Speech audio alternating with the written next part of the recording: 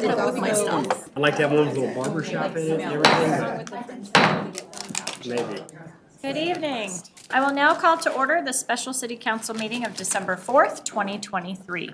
Members of the public are invited to attend in-person meetings in council chambers. Public access to the meeting is also available by telephone by using the call-in numbers posted on the meeting agenda. Meetings are broadcast on Channel 8 for Comcast and Xfinity subscribers and on the city's YouTube channel online. Joanna, will you call the roll, please? Mayor Leidy, Here. Mayor Pro Tem Luke Manharamasa, Here. Councilmember Long, Here. Councilmember Jaramillo, Here. Councilmember Kondo, Here. Councilmember Burns, Here. Councilmember Goff, Here. Councilmember Brown will be absent, and Councilmember Walker. Here. Thank you. Please join me in the Pledge of Allegiance. I pledge allegiance to the flag of the United States of America and to the republic for which it stands, one nation, under God, indivisible, with liberty and justice for all.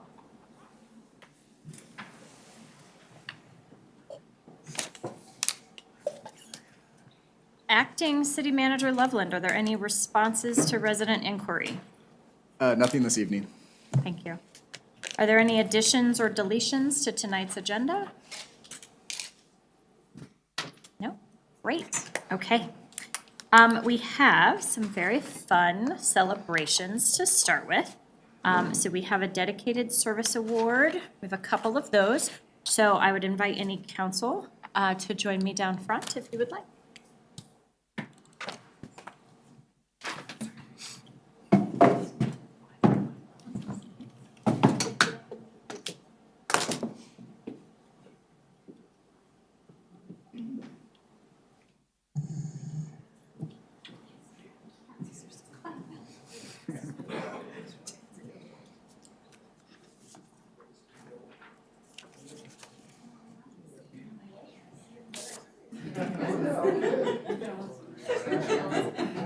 All right. You're the angel amongst them. That's not, yeah, that's what I've been told. What?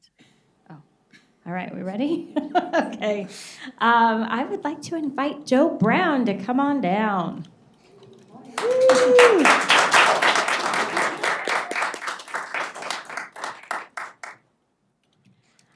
So I'm really excited to give you this tonight. I'm sorry, what? Take this. Oh, whoa. All right, so Brian, I still need a bigger frame. Okay. Joe, for those of you that don't know Mr. Brown, he's a little iconic in the city. He was appointed as the Ward 2 representative to the Citizens Affairs Board in 2018. Currently serves as the chairperson on the board.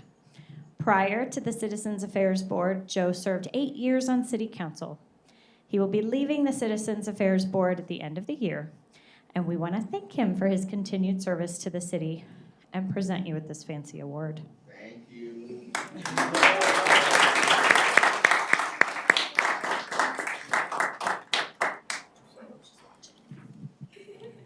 think she is. Oh my God. Ooh, come on, let's go. Do a speech. Oh, sweet. Am I supposed to do a speech? I don't talk loud enough? Well, after almost 20 years, actually Becky and I have decided that it's time to step away, from doing all the stuff we did for the city, but we'll still be here. So thank you, everybody. Thank you.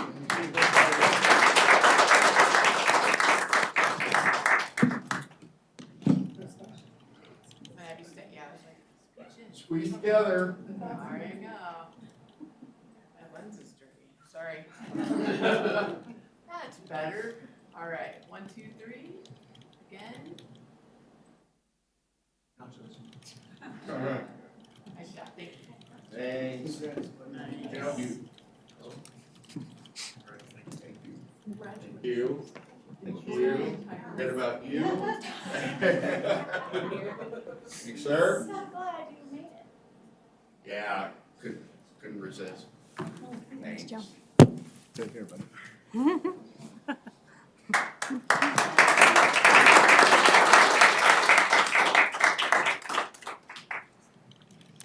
All right, so back in 2020, City Council created the Diversity, Inclusivity, and Social Equity Board to prioritize racial equity and improve outcomes for all groups. Tonight, we are recognizing 3 DICE board members for their service.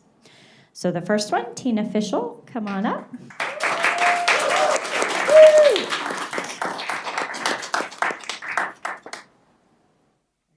I'll read my little speech.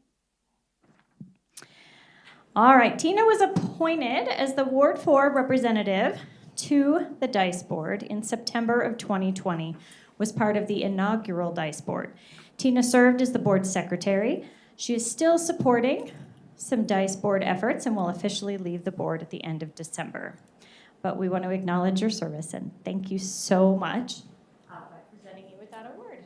Thank you. Thank you. Well, let's ask, would you like an individual photo or a group photo? Let's have a group photo. Okay, all right, we'll stay there then. We didn't save the best for last. I think you started there. Okay, Chase, Janice, come on up.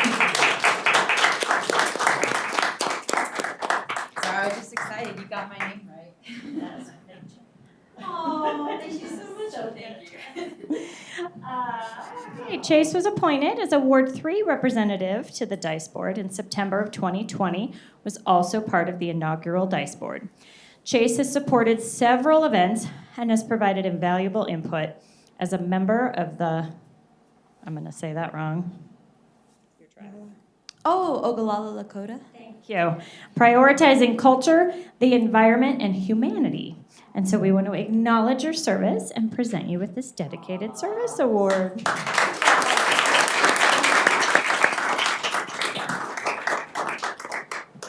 Okay, Everett, come on up. Everett Renberg.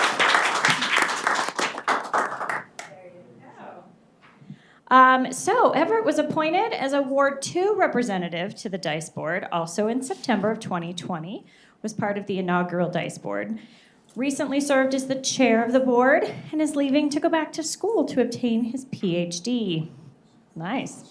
We want to acknowledge his service to the board and present this. Also, Everett was one of our youth commissioners for quite a few years. And so you just do a great job of serving. So, all right, let's take a group photo.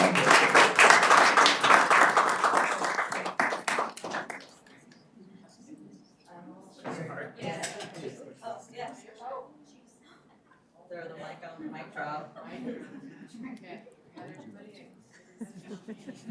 All right, 1, 2, 3. I'm doing a experiment with portrait these days. All right, thanks. Thank you. Thank you so much.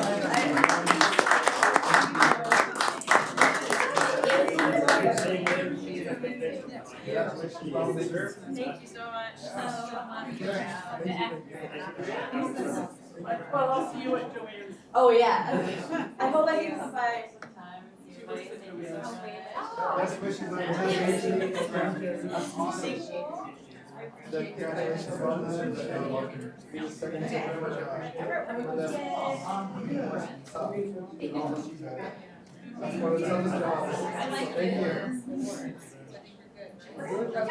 Oh, we're done.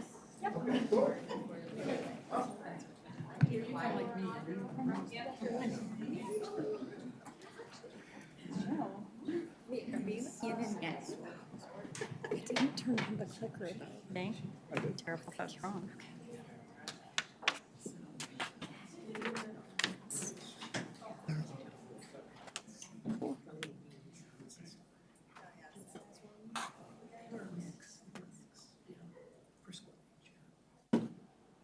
Okay, I love starting off with celebrations. All right, we have Jessica Carson here to talk to us about the E470 and the express toll. Welcome. Thank you. Thanks for having me. Good evening. As you mentioned, I'm Jessica Carson. I'm with E470 Public Highway Authority. I've been with the authority for about 16 years, so I know a couple things, and hopefully I can answer any questions you might have. This is very informal. Please stop me if you have any questions along the way, or I have a question slide at the end, and get right into it. I do want to start with just a video, if you don't mind. We do quarterly videos, and it just kind of gives an update on what we have going on, projects we have going on, and just to give a high level of what E470 is all about. So we'll start with that. This is E470 Now, where you'll hear the latest news and updates from the E470 Public Highway Authority. Construction crews have started paving a new section of the High Plains Trail as part of the ongoing E470 road widening and trail expansion project. Once completed, the new 10-foot wide multi-use path will extend 4 miles from 26th Avenue to 64th Avenue in the city of Aurora, and 2 miles from 88th Avenue to 104th Avenue in Commerce City. The extensions will also include infrastructure upgrades and multiple interchanges to create safer road crossings for trail users. In another road widening project highlight from the summer, crews set the structure for Toll Plaza C's new gantry location just north of 26th Avenue in Aurora. The relocation of this plaza makes room for the new 38th Avenue interchange, which will improve connectivity and traffic flow for newly developed communities in the area. E470 drivers in Aurora also may have noticed new traffic signals at the Gartrell Road interchange. These signals were recently installed in partnership with the City of Aurora to help improve visibility and facilitate safer left turns at all ramp locations on Gartrell Road. As part of our commitment to safety, E470 funded around $1.2 million for the temporary signals, which are expected to be fully operational by the end of the year. The installation of new tolling equipment is now complete along all 47 miles of E470. During the multi-year project, crews converted technology and upgraded equipment to a next-generation lane tolling system at each E470 tolling point. The new system improves billing accuracy and reliability and provides the opportunity for E470 to become interoperable with other U.S. tolling agencies. E470 sincerely appreciates its customers' patience during these installations over the past year. In other Colorado tolling news, tolling began this summer on the new Central 70 CDOT Express lanes. The lanes stretch from Brighton Boulevard to Chambers Road in each direction on I-70 in Denver. Free HOV travel is available in these lanes to Express toll customers with a valid switchable transponder and 3 or more people in their vehicle. That's all for this edition of E470 Now. Be sure and stay connected with E470 and Express Toll on social media. Until next time. Thanks for watching.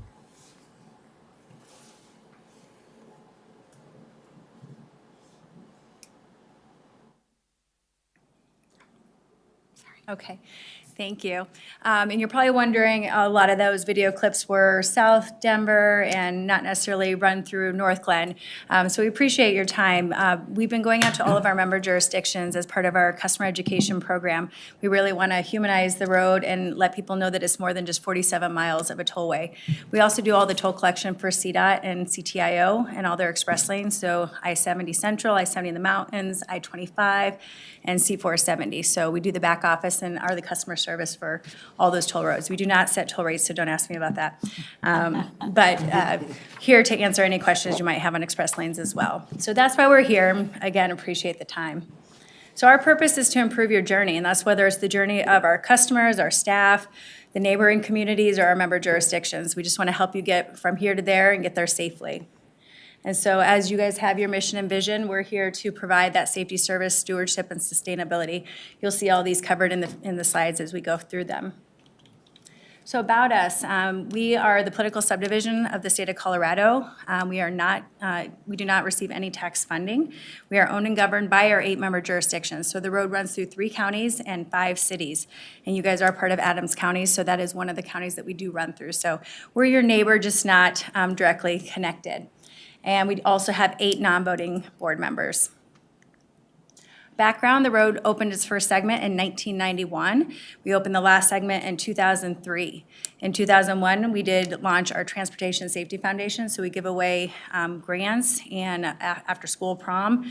We actually do all the after-school proms for all the cities in Colorado and the Denver metro area. So we do reach out to all the North Glen high schools and provide funding for their after-prom activities as well. So we'll be launching that in January and looking to fund those very soon.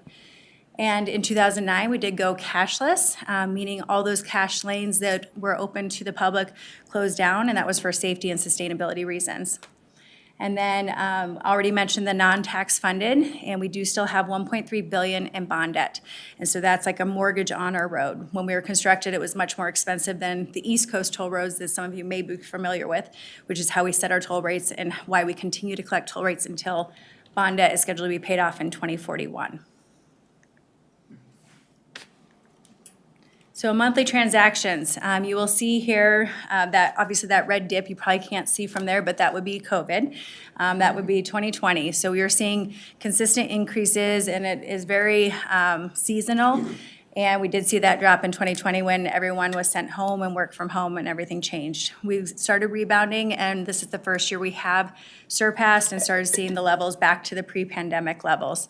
So we've set 10 consecutive months of traffic records and continue to do that.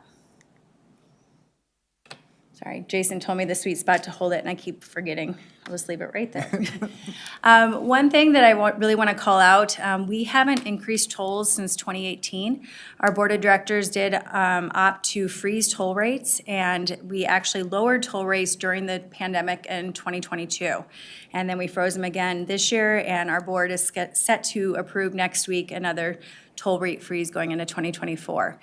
We do realize a lot with inflation and COVID, a lot of prices have gone up, but we've been very financially fiscally responsible over the years, and so we were able to freeze those toll rates instead of increasing.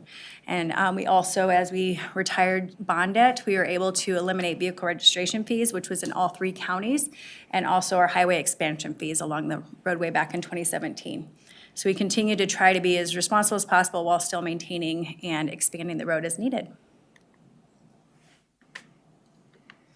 So again, regional partner, I noted at the beginning, we don't directly run through North Glen, but we are neighbors. And so we work closely with all of our member jurisdictions, whether there's expansion, and you are in the area where Adams County is seeing the most growth along the Denver metro area with the open space. So that's where we're seeing most of our projects. I'll go into a couple details on our current road widening project in just a moment here. So our capital improvements, we have about a 1.5 billion self-funded capital improvement plan that does span 20 years. We're getting our most recent traffic and revenue study in actually this week from CDM Smith, and that will help inform the next 20 years. So we'll be updating both our master plan and our strategic plan going into 2024. And that'll help inform based on traffic needs and economic development in the area where we need to expand and widen and add interchanges moving forward. So as I mentioned, and you saw in the E470 Now video, we are widening between I-70 and 104th. We're going from 2 lanes to 3 lanes in each direction. Our master plan for the entire 47 miles is to be 4 lanes in both direction. We are 3 lanes up until I-70, and after this project will be 3 lanes each direction up to 104th.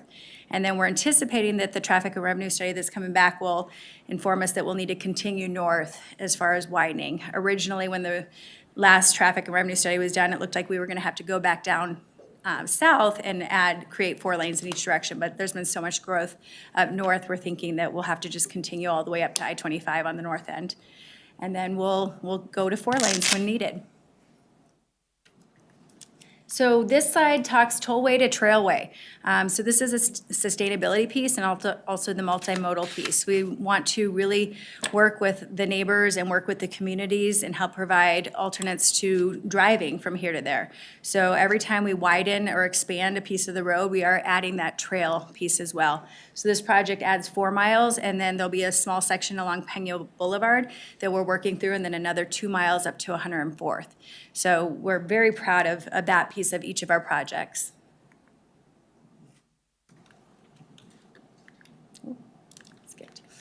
Also, commercial vehicle support. Our board of directors did approve about a year and a half ago to become a hazmat route. And that was strongly supported by our board. Adams County, Brighton, Thornton were big proponents of this because it allowed getting that hazardous material and those truck traffic off the neighboring streets and getting them onto a safe facility that could help accommodate if there were a spill or an accident. We have the resources in the neighboring support to help clean that up if that were to ever happen. And it just provides an extra safety level for the jurisdictions that we run through. We also have a 3+ Axle pilot program that the board launched a couple years ago, and that allows for time-of-day discounts. So it's also encouraging the 3+ axle commercial trucks to travel off-peak travel times to get them off the road during those morning and evening commutes. So it provides an additional 5% discount during the 11 to 2 timeframe. So commitment to safety, that was in our vision and mission statement. We want to keep our commuters safe on the road. We pride ourselves in low incidents and fast cleanup and very low fatalities. We have average about maybe 1 a year. So very proud to keep that number down. And so we partner with Colorado State Patrol. We've been partners with them since the inception of the road. And also we have the projects that support that with the wrong way driver detection, cable barrier median, that helps those crossover incidents, which helps create a safer environment. And then we have the VMS variable message signs that alert if there's a lane closure or anything on the road so the customers can be prepared for that. The thing that two of the things I'm most proud of is our 24/7 proactive management program. We have our traffic management center. It's staffed 24 hours a day, 7 days a week, and we have 1 to 2 attendants on 24 hours a day. During the peak travel, 7 a.m. to 7 p.m., we have 2, and during the night, we have 1. And we have about 50 cameras outside of the toll technology along the 47 miles, and that gives us full coverage of the road. So part of the attendance in the TMC is to constantly check the road, looking for anything debris on the road or any stranded motorists, and we alert a roadside assistance personnel to get to them. We have about an average 9-minute response time, and we want to make sure we get to customers safely, and this is a free service, and we do our best to take care of the customer. Also, our snow removal. Obviously, we've seen two incidents so far, and that's going to continue.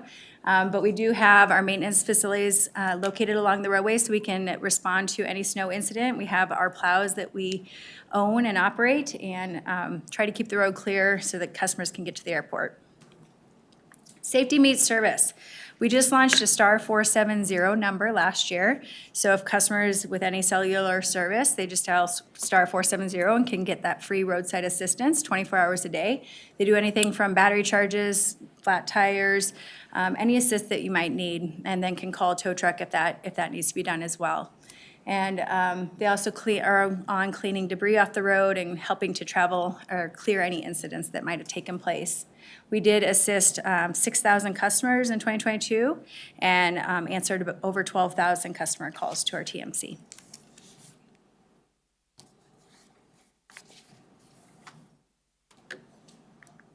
There we go. Also, the sustainability piece, we pride ourselves in being environmental stewards of the community. We do a lot for improving water quality. We have an MS4 permit that extended through 2026. So we do that through public education, letting them know how to clear pollutants, and we do everything in our power to make sure you're using the best products possible as far as herbicides and making sure we're taking care of the facility as environmentally friendly as possible. And then supporting the EV efforts. We do have 2 fast-powered EV charging stations at our Public Highway Authority mainline headquarters, and that is free to the public, and they are fast chargers, and I can tell you they are always full. So I think it's a good service to the neighboring communities. And we also have been using solar power for over 11 years. We have 15 arrays and has offset 12 million total kilowatts of solar energy in that time, and that offsets about 44% of our energy uses. So some operating stats. I mentioned this at the very beginning as far as doing the back office for CDOT's express lanes. We served, through our back office, over 132 million transactions in 2022. That was a 23% increase over the year before. Of those, the E470 transactions are 86 million, and 54% of total transactions are from customers in Colorado. The service calls to our customer service center, over 870,000 last year, and we looked at over 74 million images of license plates to help identify the customer.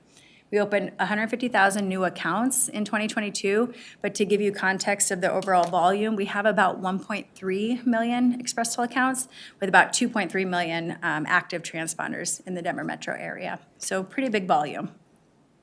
And last slide for you, just want to show you our focus on customer service. We do survey our customers after every interaction with our customer service. We also do an annual customer experience survey.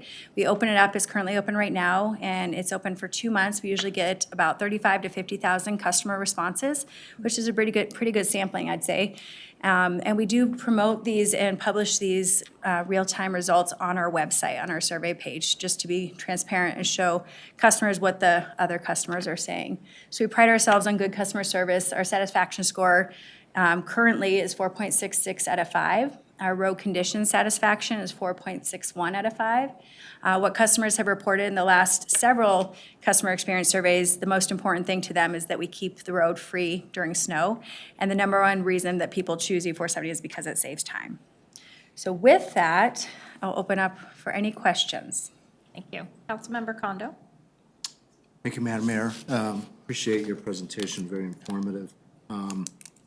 For the benefit of our residents who are in the room or are watching, I'm curious, if you don't have a transponder, obviously, and you don't have a cash lane to pay, obviously, you do have the license plate readers and you get a bill. Can you explain the bill tier structure that's different from whether you have a transponder or you don't? Absolutely, great question.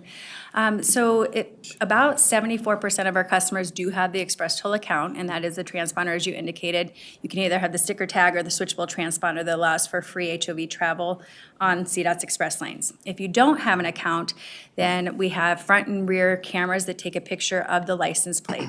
And then from there, we have optical character recognition within the cameras.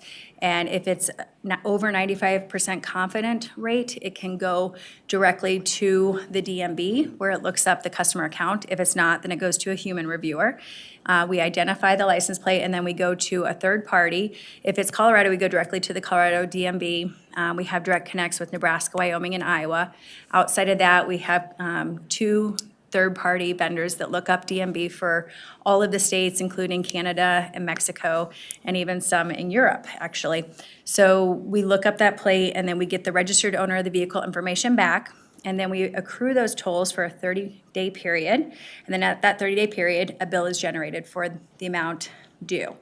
And to answer the question of the difference between the express toll and license plate toll, express toll customers save about 38% on that toll rate. They also get the automatic account replenishment and they don't have to pay a bill. So it's just easy online account management. You have your credit card on file and your prepaid balance, and then you receive that fairly significant discount. You also receive access to the Express Toll Rewards partners, which is discounted airport parking, discounted oil changes, and just partners along the region to give that little added bonus. And transponders are free? The sticker tags are free. The switchable transponders are a cost of $18 unless you only intend to use them for HOV travel only, at which point you can have an HOV only Express Toll account. But most people opt for paying the one-time fee so that they can use the transponder anywhere. Okay. And I have 2 other questions, if you'll indulge me, Madam Mayor. Do you have reciprocity with other states? Say, for example, I lived in Pennsylvania for a while, and they have Easy Pass. And so, you know, it's, you can go to New Jersey, New York, and all this other stuff. Do you have reciprocity with other states? Another great question. As of now, we only have reciprocity within the state of Colorado. So we collect the tolls for CDOT's Express Lanes and Northwest Parkway. We are currently getting ready to go interoperable with the Central Regional Hub, and that's Texas, Oklahoma, and Kansas. We are actually almost through development, and we start testing in February, and we're set to go live in June of next year. And then once we're joined with the Central Hub is what it's called, then we can join additional hubs. So the next plan would be to join the Southeast Hub, so that would be Georgia, Florida, and the Southeast states. As far as Easy Pass and the Northeast region, I actually sit on the National Interoperability Steering Committee, and they are putting a new back office in, and so they will not be able to connect with other hubs until 2025. But that is the long-term plan. Great, thank you. And then my other capacity, I sit on the North Metro Fire Rescue District Board. So you mentioned that you have a hazmat response. So you actually have fire stations, or vehicles or hazmat-capable responders along your tollway? We have all of our staff, all of our roadside trained as far as hazmat. We don't have actual law enforcement that are dedicated for that, but we do partner with all the member jurisdictions and we do training with them along with the Colorado State Patrol. So emergency vehicles that need to access the tollway, whether it is North Metro or maybe it's North Glen Police Department, how are those handled? Do those vehicles get charged or no, it's just? Great question. Law enforcement vehicles are part of a non-revenue account. Okay, understand, thank you. Yep. Councilmember Walker? Ms. Carson, thank you for coming tonight, and thank you for your presentation. Just wanted to thank you for the expansion up north to 3 lanes. I wish CDOT was half as smart as you guys were with I-25, but, well, they're CDOT. My only question for you is the absolutely abysmal and atrociously designed interchange to I-7. I didn't see that on here. Is there any talk of reconfiguring? This is an absolute nightmare. With the stoplights, And the truck traffic, it is impossible to get through. It is poorly designed at best.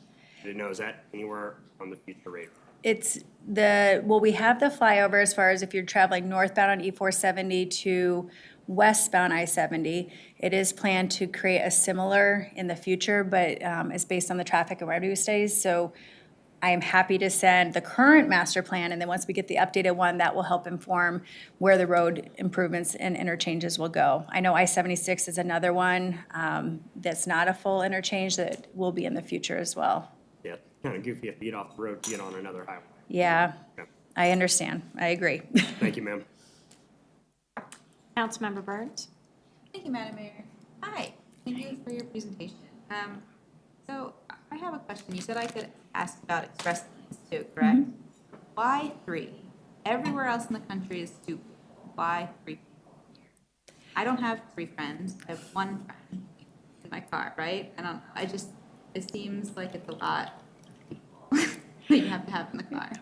And I understand the question. I'm happy to answer specifics on how the accounts work and how the lanes work. As far as policy, I can't speak to that. Okay. I do know, I was in conversations and they looked at traffic and revenue and they looked at just the feasibility of the lanes. And so it was determined that they needed to go to 3.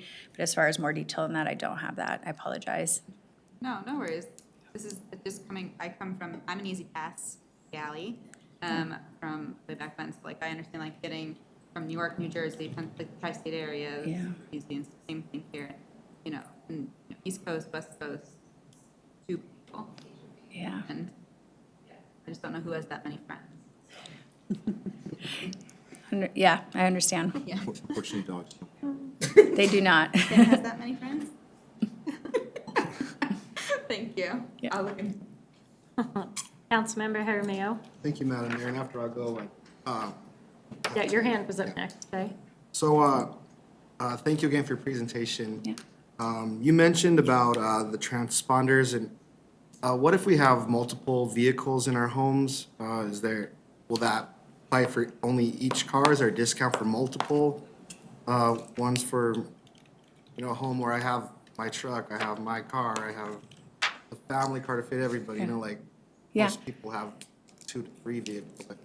Yeah, great question. The majority of our Expresso accounts actually have 2 or more vehicles on them. You can have as many vehicles on your account as you want. There's no charge to open an account. There's just the prepaid toll balance so that when you use the road, it can deduct from that. But it's just the one-time $35 prepaid, and that's not a cost, it just is to prepay for the tolls.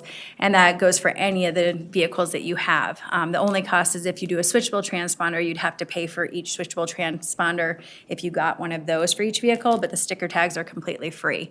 You can have as many as you want. We just encourage that you make sure that if you are switching vehicles, keep your vehicle information updated. If the transponder doesn't work or you get your windshield replaced and don't get a new tag on, as long as your vehicle information is accurate on your account, your tolls will be assessed to your account and at that discounted toll rate because the system can read read the license plate number and the back end will put it on your account. Okay, great, thank you. Councilmember Long? Yes, I don't mean to be disruptive to the meeting, but I don't have a camera on, and I don't have ability to communicate with you that I'm raising my hand. But be that as it may, I'll ask a question now. On that page where you had the 2022 operating statistics, I was a little bit confused. If you wouldn't mind bringing that up again.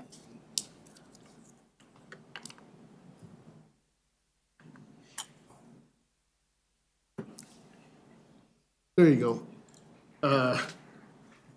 So that first category there, E47, that's for the entire state or everyone that you take care of outside of E470, is that correct? The top bullet, that's all transactions, so that's including E470 transactions. 132 million transactions. And that's differentiated from the 86.2 million how? That's showing, well, since I'm representing E470, I wanted to show of that total volume, how many are on E470 alone. Okay. And then I'm seeing 23% increase in 2021. Over 2021. And then I slip into total license plate images reviewed, and there's a 20% decrease from 2021. Can you help me? Yeah, that was from technological improvements.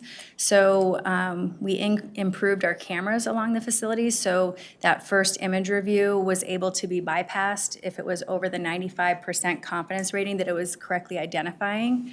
That's in the software. And then we also implemented, it was a smart reviewer. So if the lane has seen that license plate more than 5 times and has correctly identified it, it can also bypass the queue.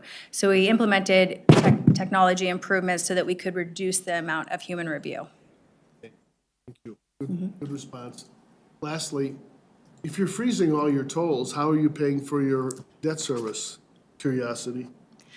Well, we've seen the increase since COVID. We did worry for a few years during Yeah. COVID, as we did in 2007 during the last recession. And we're still anticipating a potential recession going into next year in 2025 with hopefully rebounding in 2026. That's what our traffic and revenue study analysts are predicting.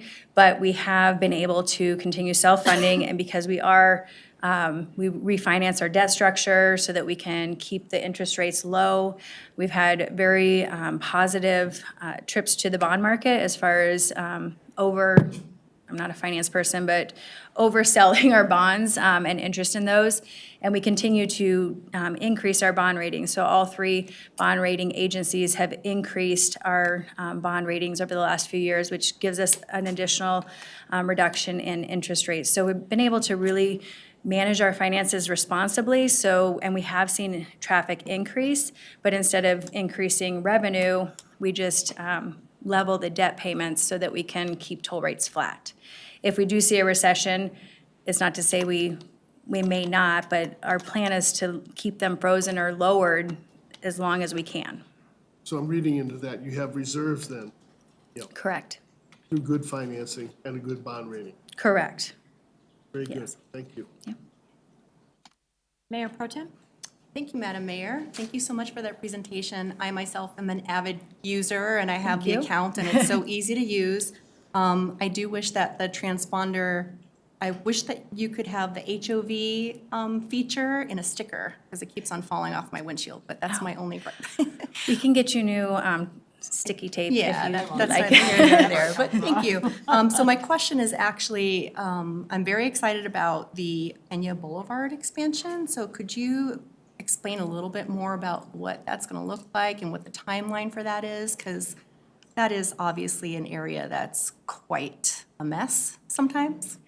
Yes, and I can't speak as much to Peña itself. Right now, they have diverted traffic into the median just to accommodate the widening of the bridge over Peña. And then once that's done, we will work with the airport and DEN to get the trail extension. But as far as the Peña widening, we don't have impact on that. Okay, all right. But we will support the changes to the interchanges and make those as smooth as possible in that intersection. But we don't have control over Peña Boulevard, unfortunately.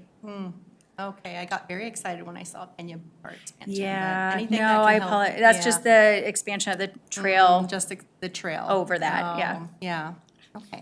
So, thank you. Yeah, sorry. Thank you so much. I had one probably simple question. I was looking at the rates. And so when your slide says the rates are frozen, you're only talking about E470 rates, right? Okay. because the I-25 rates have not been frozen. Okay. No.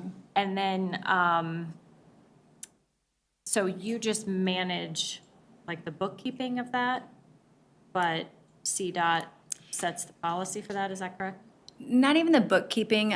We install their lane equipment, we process their transactions, we do all the customer service, all of the billing. So anything customer facing, we handle, but we don't own the road, we don't set policy. We just collect the tolls on their behalf and then reimburse them for that. Okay. But it's a cost, just a pass-through cost model. We don't make a revenue or any financial gain from that. It's just a service to the state. Okay, just checking. I will say I've experienced a few customer service phone calls and absolutely amazing. Wonderful. Like kind, friendly, efficient, Wonderful. just really, really good customer service. So I agree with that. Very And happy to thank hear that. you. Thank for you. being Thank you for here. your time. Really appreciate it. Have a great night. You too. Leave this here? Okay, thank you. Okay, next up, Allison Moding, our Director of Economic Development, and our North Glen Urban Renewal Authority Director will present a report to council. Thank you, Mayor. Good evening, City Council. I'd like to point out that my first job in college, I was a toll collector for the Kansas Turnpike Authority. I worked in a toll booth part-time during college. It's amazing how much technology has changed the tolling, and it's pretty cool, so Right. I don't miss it, so. So tonight I'm here to report on the second quarter and third quarter economic development and NURA activities. I do want to point out we have a few members of the NURA board here with us tonight. So Pat McCune is a NURA advisor, and then we have Leslie Kirko. And I'm very grateful for them to be here and supporting the work that we're doing with NURA. So I will start out talking on the economic development side. I put up a little shop small photo because we're in that mode right now of really trying to remind folks to support our small local businesses during the holidays, but year-round, of course. And we'll kick off with just a few economic indicators. These 6 items have traditionally been tracked by the Economic Development Office. So we look at the square feet of retail, office, and industrial space that gets absorbed by new businesses every year. This year, or for these 2 quarters, it was just almost 32,000 square feet compared to past 6-month periods. There was less movement this year than there has typically been, so we didn't see a lot of businesses leaving, which is a good thing. We also track our business retention activities, so these are things like business walks when we go out to certain geographic areas and meet with businesses. These are our business after-hours events when we invite businesses to come network and communicate with one another. So we had 49 business retention activities in the second and third quarters. We've traditionally looked at unemployment. I think that's a good measure that everybody sort of understands. So 3.7% at the end of September here in Adams County. We also track new business prospects. So those are potential new businesses that come across our desk, and we have an opportunity to go out and work with them and try to bring them into North Glen. A lot of these come to us from the State Office of Economic Development and International Trade. So these are often big prospects that are looking for land, or they're looking for existing buildings, or they're looking for something that their real estate folks haven't been able to find. So we had 18 of those during this time period. We did welcome 38 new businesses. 23 of those were storefront or brick and mortar businesses, and 15 were home-based, and 150 jobs with those particular businesses. So we'll talk a little bit more about that later on here in the presentation. Next, just a quick, I'm gonna have to skip around a little bit. I feel like I'm missing one of my slides. Well, we'll just continue. I tell you what, we'll just pick right back up. So let's talk a little bit about our business survey. Annually, we invite all of our businesses, around 1,000, to fill out a survey document to let us know what their how they're doing, what their employment looks like, how their revenues are looking. So we have I think about 20 questions in that survey, so it's a pretty extensive survey. This year, we had 79 total responses. And a few of the things that I wanted to point out, 90% of those have less than 10 full-time employees, and we think that's pretty close to what our businesses look like. We know we have a lot of small businesses, and in fact, I'd say the majority of them are even smaller than 10. Not surprisingly, 85% of them operate in less than 5,000 square feet, so they're not taking up a whole lot of space, but still productive. I think the good news, 85% expect an increase in sales revenue in the next 12 months. So that shows me some optimism that we think bodes well for the economy. And then I always like to look at the top challenges there in the center of the slide. So access to local supplies tells us that our local businesses like to support local. Access to customers is up there, of course, employee turnovers and recruitment and staffing as well. So we know that it's hard to find good employees sometimes, and so we'll continue to work to connect businesses with those resources that can help them with hiring.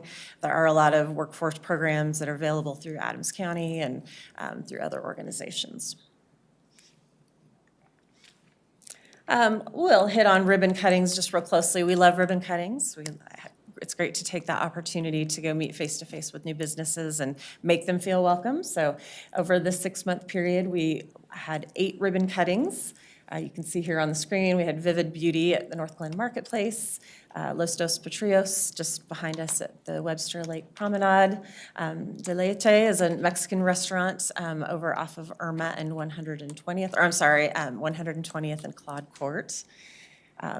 Happy Dumpling off 104th Avenue. We have Twisted Shears at the Washington Point Shopping Center, Tanner Automotive on Irma Drive, Itacate on 104th Avenue, and then RMA and Associates is located on Melody Drive. So we've had a nice assortment of different kinds of businesses.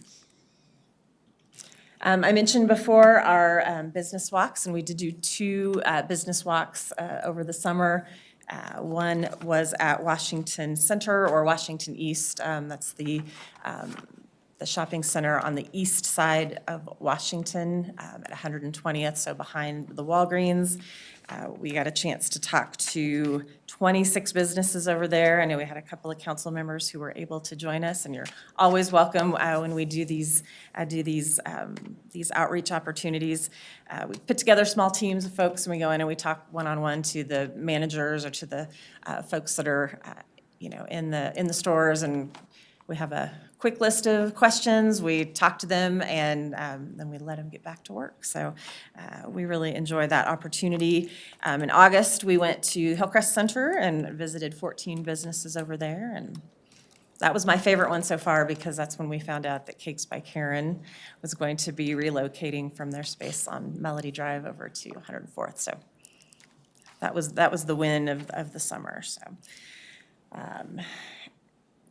And then, at Washington Center, I would say too, we had some folks from Excel that came with us to talk to those business owners about energy improvements to their lighting. So they have programs that can help some of these small businesses replace their old fluorescent lighting with new LED, so energy savings and really better lighting systems. So it's a great opportunity to talk with them.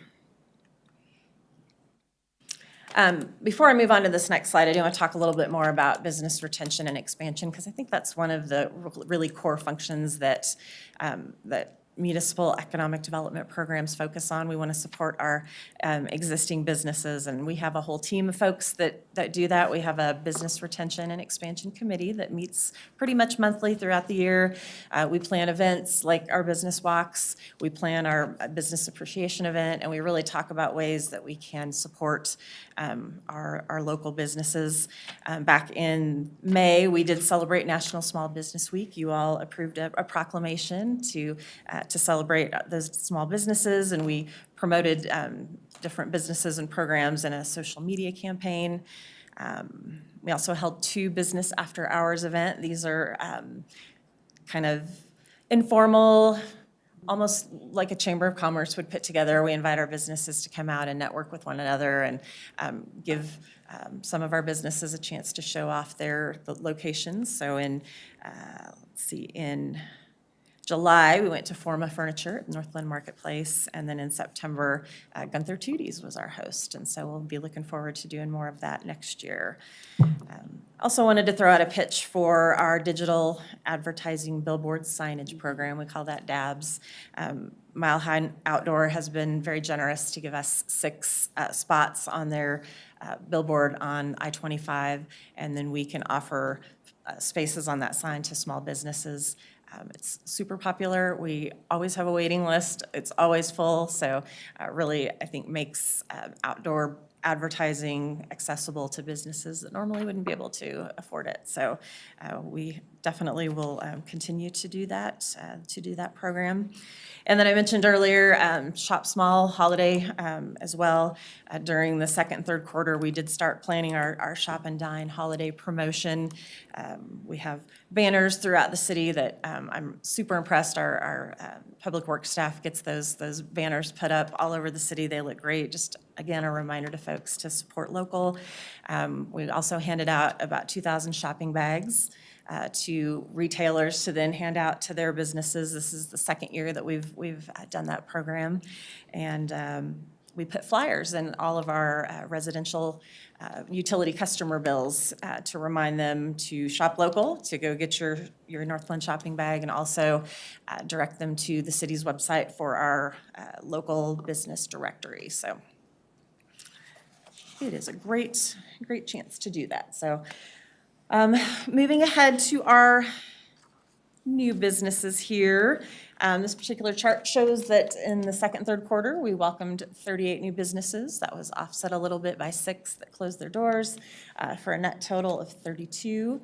You can see that 172 jobs minus 16, 156 new jobs. Again, I think this was less movement than we've seen in past second and third quarter periods, but I think overall, in fact, one of the 6 businesses that closed actually ended up selling to a new owner, just not in this particular period. So we had a lot of opportunities, again, to see some of that space, not as much opportunity to see that space turnover as we sometimes would. So we do also track where those changes are happening, and we track 19 different commercial areas. According to this handy-dandy little bar chart, we had 11 areas that welcomed new businesses. So, and then you can see that the closed businesses were spread out between the Marketplace, Melody Drive, which is the Marketplace Annex, one on Irma Drive, one over in Huron Crossing, and then City Center is generally the Webster Lake Promenade. So, and then next, talk a little bit about our real estate metrics. We did make an effort to really track the different types of property. So you can see that most of, or a lot of Northland really is retail property. We do have some office and some industrial properties. And just kind of keeping an eye on that vacancy rate, those vacancy rates for each one to see, kind of see where we might have some opportunities. I will point out in the industrial category that 11% vacancy is skewed just a little bit. We do have a 50,000 square foot building on Leroy Drive that was a collision center that's been vacant for a while since Omera relocated. So generally, I would say that industrial piece is pretty highly, because it's more of a flexible space. It's generally pretty popular, so we see a lot of turnover in those industrial properties when they do come available. But just keeping an eye on rates and the vacancy. So if you're a numbers person, you like to take a look at those. And then one last chart, just because I like to see the over time. So we've been tracking that unemployment rate over time. Up a little bit this year, but I think today our team attended the Colorado Business economic outlook in downtown Denver, and so kind of heard some talk about unemployment's been kind of interesting, just because there's also a lot of people right now that are not just one job, but have two jobs, and so how that's, how that's affecting the tracking of the unemployment rate, so. That is that. I make sure I covered everything. So we'll move on to our NERA presentations. I have a slide here with our smiling NERA board. And I'll start out just talking a little bit about our plan areas. So I want to just say, I've been here now for. I'm sorry, she has a question. Yes. Councilmember Goff. I just thought it might be better to do this because it was about what you just covering. Okay. So one of the, I have two questions, I think. One is that your advertising digital signage program, do we ever use that for city events, or is it always given to businesses? So we do use that, just our 6 are for city, are for businesses, but I do see city events also on that same billboard. So I think that the Mile High Outdoor folks are working with us as well, and so. Diana can answer that, is that a? Thank you. I was curious because I thought I remembered seeing that, so I just wanted to. Yeah, know like if we Safe were Street, I remember tweaking- seeing a lot of Safe Street Yeah. Halloween up there. Yeah, but the Boondocks, the 104th, and the other one on I-25, all three of those digital signs, we have 6 slides a month, and we do, I don't want to say communications monopolizes it, because we put other people on too, but John Isel designs all of those. So Safe Street, Halloween, Noel Northglen, it was up quite a bit. And if we were doing a charity drive, like we put that one up there, so yeah, we use quite a few. So that's a really nice amenity to have in communications. So we use all 3 as much as we can. All right, thank you. And then my other question was, I know you had qualified the industrial vacancy by saying it was one big one, but if there's, there's sort of been some talk about developing more new industrial within the limits of North Bend, and I don't want to go into any details, we don't really know them. Yeah. But do you see some kind of reason why we wouldn't want to develop? I mean, I know developers come in and they say they want to do it, but if we've already got one big vacancy, what can you say? Yeah, I think that that's a kind of a give and take with the development community. Typically, they may have a fairly targeted audience in mind for that space. So I would say that it depends. Again, the nice thing about the industrial space is it has some flexibility. Typically, the cost to do tenant finishes and improvements in that industrial is less. So I think I would say it just depends on what the future user is. It's not like, yeah, I guess that answers my question. Yeah. Councilmember Kondo. Thank you, Madam Mayor. I'm just curious, 79 respondents, is that a pretty typical sort of hit rate? My first impression was, gosh, that's not very much. But I went back on the city business survey and looked at the five previous years. We had, I think, 82 respondents last year, 89 the year before. In 2020, there were 122, I want to say, which I think you would expect with COVID. A lot of businesses were, I think, anxious to get information and to share their thoughts and their fears. And then the 2 years prior to that, it was kind of in the 70-ish range. So we think based on our pool of businesses, it's probably about a 10% response rate. So I think, next year we'll continue to look, obviously more would be better, and we'll continue to look at ways we can encourage, or at least make it more enticing for businesses to respond. Okay, great, yeah. Yeah. The reason why I asked that question is when I was at the City Summit in Atlanta, I took the breakout for data analytics for public officials.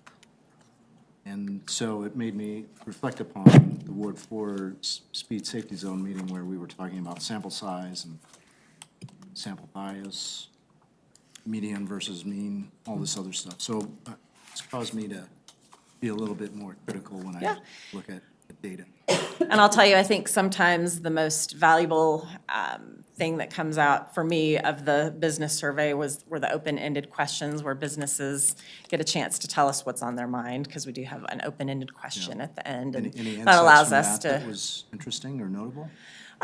Just more individual questions maybe that needed to be answered, or, somebody that wanted information about our enterprise zone program, for example, or, had some specific need or question that we were able to answer, so, Okay, gotcha. yeah, which, yeah. Councilmember Long? Thank you, Madam Mayor. Good evening. Good evening. I just want to give a shout out to Pat and Leslie for their long-term service on this NERA board. My goodness, you've been there forever. Anyway, yeah, I know. Thank you for that. I really appreciate it. As someone who has a business here in Northglenn, we serve over 20 states with different schools. Now and again, they want to know who we are, and objectively, I think they've reached out to you folks for references. I mean, I'm hearing this come back from them, so, and you've been giving us good records, so I want to thank you for that. My only question is, when we see folks leaving, closing businesses, do you ever do exit interviews with these folks to find out the reasons why? You mentioned one already, but what? To my knowledge, we have not, and I think that is something that presents a good opportunity. And I think as we're looking at developing relationships with our existing businesses, I've been here for 6 months now, so I see that as an opportunity to be able to pick up the phone and say, was it your rent? Was it your customer base is somewhere else? Tell us a little bit more, and that helps us inform what we can do differently. So that's a great suggestion. Thank you. Mayor Pro Tem? Thank you, Madam Mayor. Actually, that was my question too, is whether we tracked why they were leaving. I was just curious. I mean, it's not a huge number. But as a member of the Business Retention and Expansion Committee, I just want to give you kudos to everything that you and your team does, because it is truly incredible work. I've been on those business walks, and the engagement with the business owners is so important. Just you're able to, perhaps help someone who might be about to fall short of something that is required, right, by the city. And so I saw that personally and witnessed that happening, and I just want to say that I really appreciate that, because small business is the backbone of our city, especially as the numbers show, right, less than 10 employees per. And then also in terms of that industrial space, I'm actually surprised that that's still vacant, because looking at the rate, square footage per square footage with triple net, that's a really good rate. And I know that as an owner that has 5 locations across Colorado and how much that varies. So I just want to put that out there, that that's a really great rate. So if you're looking to open a business, Northglenn is a really good place for it.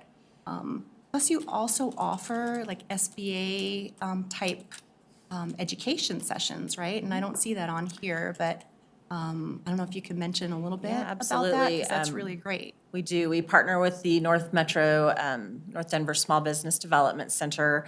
It's essentially an SBA-funded program that provides education and one-on-one free counseling for business owners or prospective business owners. They will help people write business plans, help inform them about financing options, real estate, marketing. They have all kinds of consultants who can specialize in certain areas. So we do often advertise the courses that SBDC is putting on. They have one great one they've been doing recently has been childcare. So trying to really professionalize childcare providers, both I think in home is their primary focus, but really helping those providers expand and be able to serve more families. And so they have some great programs, and we'll be working with them next year, I think, on a more frequent basis. They do webinars monthly, sometimes a couple of months. So really great resource and free. So That's incredible, especially seeing that there's 15 home-based businesses, because that is probably, trending, right? Future trends, more people working from home. So I think that's all I have now, but thank you. Great. Councilmember Jaramillo? Thank you, Madam Mayor.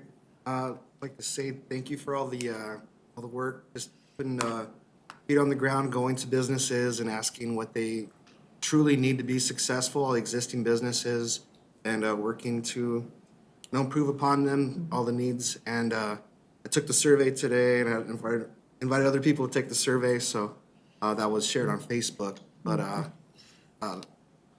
it's great that you're doing that, because we do need to hear from the community, and that's the feedback we need to hear. But I like the new branding for the North Glen Marketplace signage as well, too. I think it gives it makes it, I don't know, it looks really nice. I like the compass, like, you can see, like, it's, it's guiding north, that's, like our North Star guiding, like, I love that. And I think that with the new businesses, our large businesses we're bringing into, like Prost, it'll become more of a destination, even with the Tesla charging and everything like that, too. Are there gonna be any other that are not only Tesla charging? So Is that- I'm not sure I really fully understand how the universal charging works, but I would tell you, Yeah. I have seen non-Teslas charging at the Tesla station. Oh, So I think okay. it depends on your specific model, so. Right. They Yeah, are- I wasn't sure yeah. either. I just heard people say, those are Tesla ones. I'm like, it's not. They're branded Tesla, but they have some universal Okay. ability, so. And we're gonna get to that for all of you who are giving me that look. I still have a few more slides, so. Oh, okay. That's true. Oh, That's all right. sorry. I thought we No, were no, no. already at that point. Just ask questions. We just started asking. But yeah. You're let's making a perfect segue segue into introduction, yep. All right, cool. Well, I'll let you continue. Go ahead. Awesome. All right. So just real quick, this is a map. One of the things I love about North Glen is kind of the vision that the original Urban Renewal Authority had in establishing so many opportunities for urban renewal. So we have two separate urban renewal plans. We have URA 1 and URA 2. And then we have individual areas within each of those plans. And so you can see on the map up here, all of these areas in the various colors are in a currently active urban renewal plan area. So it gives us a lot of opportunities to work with a lot of different businesses through our grant programs. And from a redevelopment standpoint, we have a lot of opportunities. So the only exception is the area in red, which is the North Glen Marketplace. That was the first one that was established back in 1992. It did expire. Every URA is limited by law to 25 years. So that is the only one that's expired. We do continue to allow grants in those areas because the marketplace is such an important economic center for us. So I want to talk a little bit about the projects that NURA is working on right now. Washington Point Shopping Center. We are smack in the middle of sort of a community neighborhood engagement effort surrounding maintenance at this Washington Point Shopping Center. That, of course, is anchored by the Safeway grocery store. So we are talking to those businesses. We're talking to the property owners. We're talking to you all. We're going to be talking to customers and neighborhood residents. We want to make sure that we are working with those property owners to improve the shopping center, really to take advantage of its great location, its visibility. We're having some really, I think, positive interactions. We've had a couple of sessions already with the businesses, and they recognize that there's some opportunities. So I'm very excited to see what comes out of those conversations. We'll have a joint meeting in January with NURA to talk about what we heard during this, as we wrap up this process by the end of the year. And so we'll talk about some different paths forward to work with those business owners to improve safety and security and property maintenance. All those sorts of things are on our list of questions. I think I'm probably skipping ahead here. I want to talk a little bit about 112th and Irma. This is an area that's been identified by NURA as a redevelopment opportunity. NURA did purchase the top two properties last year, and then the Mercedes, the red building on the bottom, we just closed on the purchase of that property back in, see if I try to remind myself, I won't remember. So we closed on that one in June. So now we have a 1.3 acre redevelopment parcel right on the corner that we're anxious to see. We know it'll be some kind of neighborhood serving retail. So we'll see what kind of creative ideas the development community can come up with. We did issue an RFP back in September. We didn't get any responses at the time, so we'll be re-releasing that here in the coming weeks. We think maybe timing toward the end of the year wasn't ideal, so we're gonna do a better job of marketing and making sure that the developers that kind of specialize in those smaller projects, right? This isn't a huge redevelopment opportunity, so we want to find the right developer that's looking for, again, a neighborhood-focused project. After that, we have 112th and Washington. I bet you all get lots of questions, because I do too. This particular property was acquired by Nura, in 2021. We are still working with a developer. Finally, in August, we were able to close on the sale. So it is now the property of North Glen LLC for the purpose of building North Glen Microsuites that you can see on the top. The next step is for demolition of those buildings. We're on the schedule to have the utilities, we have to have the gas and the electric meters discontinued, and then hopefully demolition will follow shortly thereafter. So that will be, I think, a huge improvement. And I feel like these small, tiny office spaces are really gonna be a good fit with folks in the neighborhood that need just a little bit of office space. They don't wanna rent, 1,000 square feet. They just need a few hundred square feet, so. Maybe a step-up opportunity for people to move out of their home office or their garage and have some dedicated commercial space, office space. So, as mentioned, the Northland Marketplace signage, Nura did get a chance to see the proposed new signage back in July. Hutinsky Capital Partners came to us. Nura, because of the redevelopment agreement, Nura's approval was required. And so this is actually on the Planning Commission agenda for tomorrow night. So Planning Commission will be taking a look at that. But their plan is to refresh all the signage in the shopping center. They're wanting to add a couple of new monument signs, the taller monument signs on Melody Drive. So looking for opportunities to really make that signage more sophisticated and work with all of their tenants to improve that visibility. So, let's go back real quick. I want to say a few more things about Marketplace, because I bet everyone has Prost on the mind. So they have really, I think, narrowed down. We're down to the last few, I think, approaching final inspections, a lot of work to be done. So we're close to announcing an opening date. So I think this week will be waiting on a couple of more dominoes to fall. So you should hear from us soon on their plan. We do know that obviously the rainy weather earlier this year hampered their progress, but they have, just in the last month, made great strides. So I know they're excited to show it off to everybody.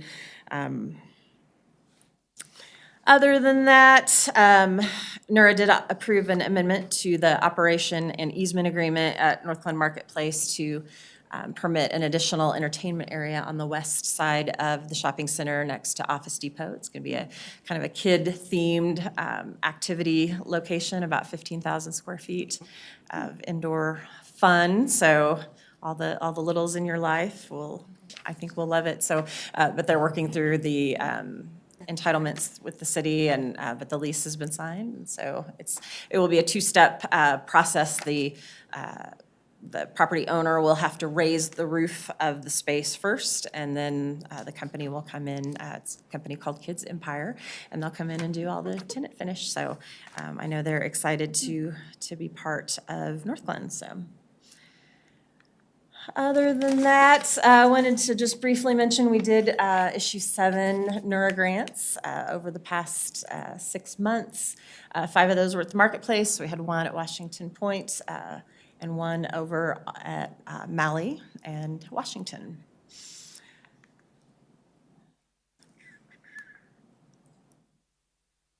That might be my, oh, nope, not quite there.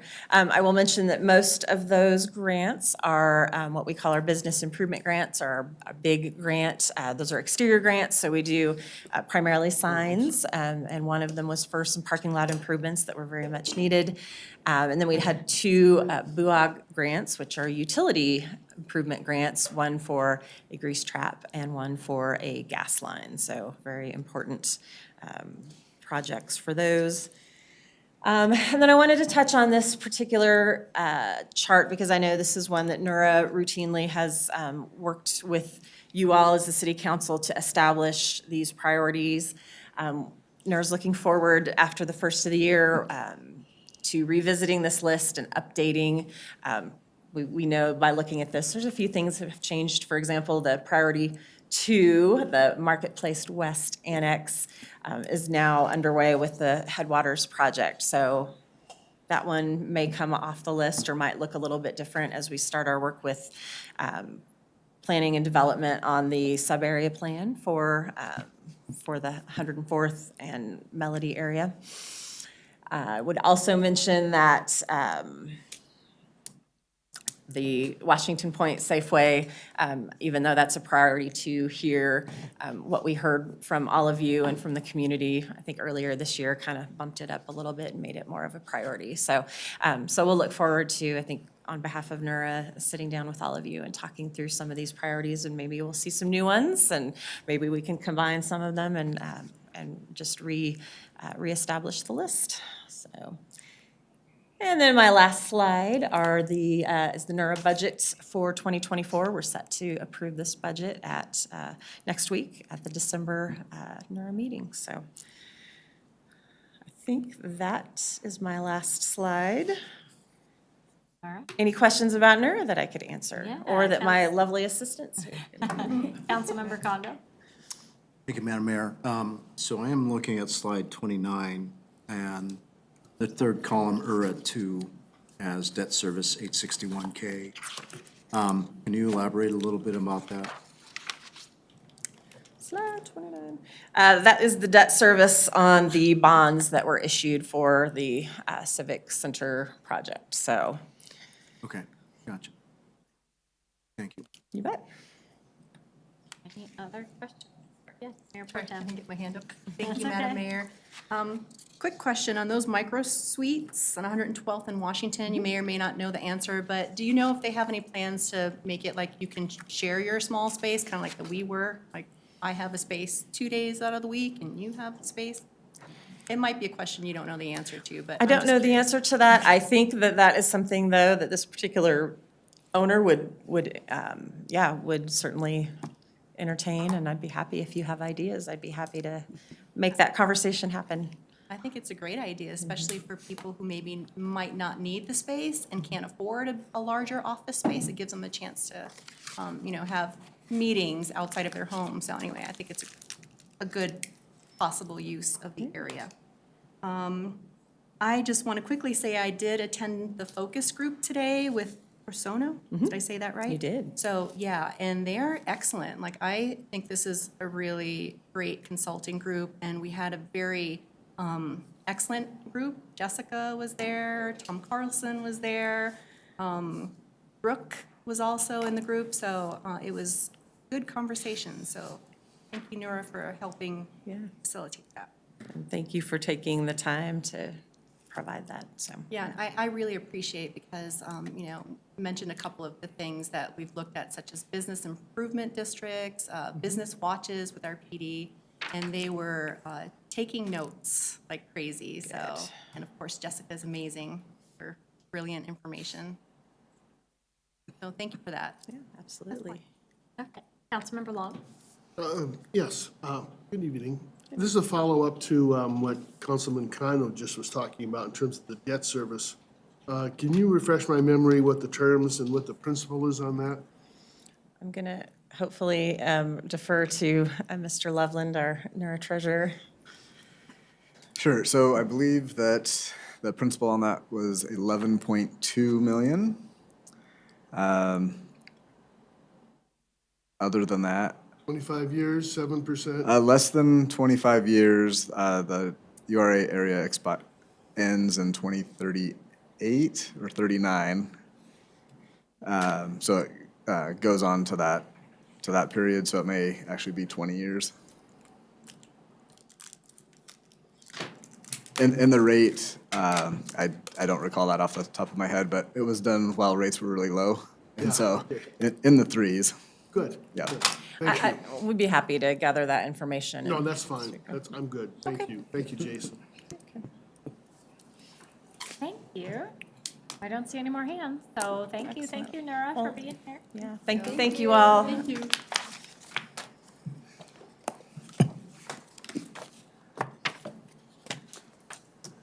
All right, next up is public invited to be heard. This is an opportunity for public comment on any item not set for public hearing. Statements are limited to 5 minutes per speaker. Statements must be related to city business and limited to matters of community interest. Joanna, is anyone signed up tonight? There is one person on the list. Their name is Helen Ryan. All right, come on up. Please state your name and address or ward and provide your comments to council. I think I might be at the wrong place. Well, I wanted to address zoning. Okay. Did you do that? Because I moved into Northglenn in '68. I grew up in Colorado. Got a nice house out here in '68, raised my beautiful kids. You guys are amazing, by the way.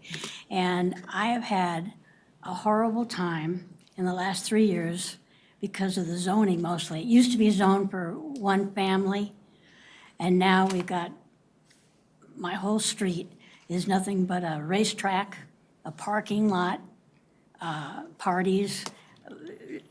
They bully me all the time.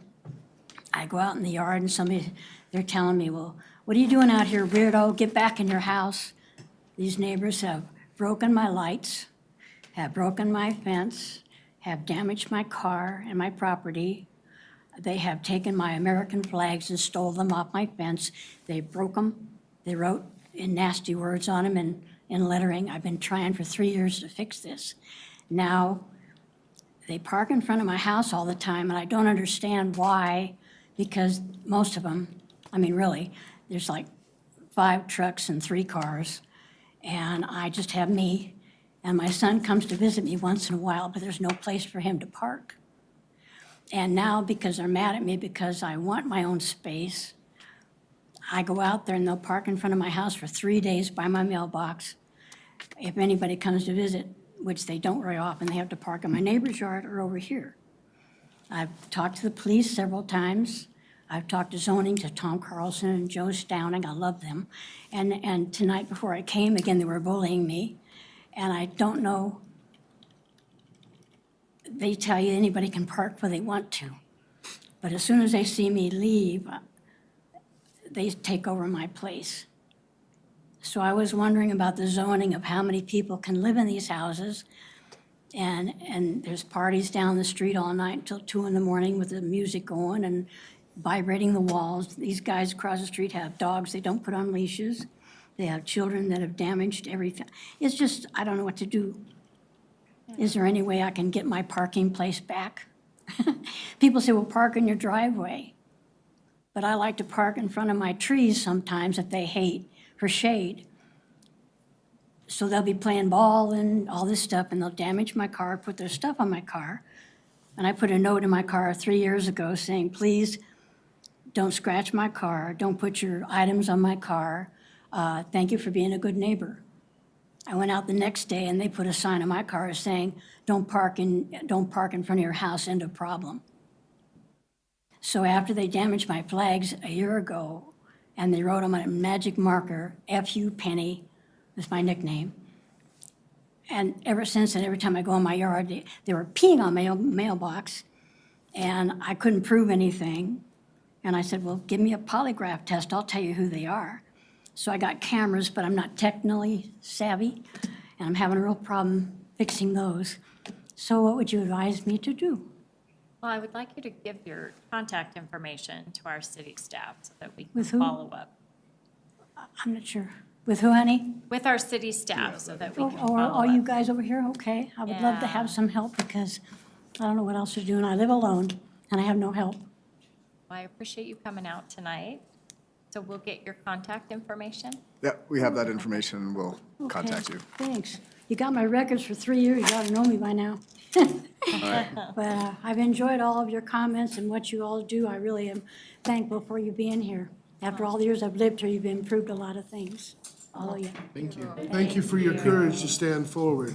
Thank you. Thank you so much. Yeah, thank you for coming. Or do I just go? Not right now, but we will have somebody reach out. Thanks. Definitely. I'll sit down. That's okay, thank you. Is there anyone else who would like to speak to council? Is there anyone on the phone? You can press *6 to unmute at this time.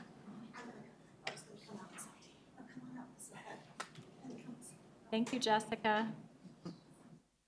Okay, we're going to move on to council communications. We will start with Councilmember Burns.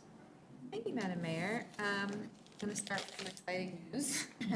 We just found out we can share. So Deza Estates has been named for the Colorado Historical Society. Very exciting. Shout out to Sarah Dinsbury, who worked really hard on that. She's not here, but yeah.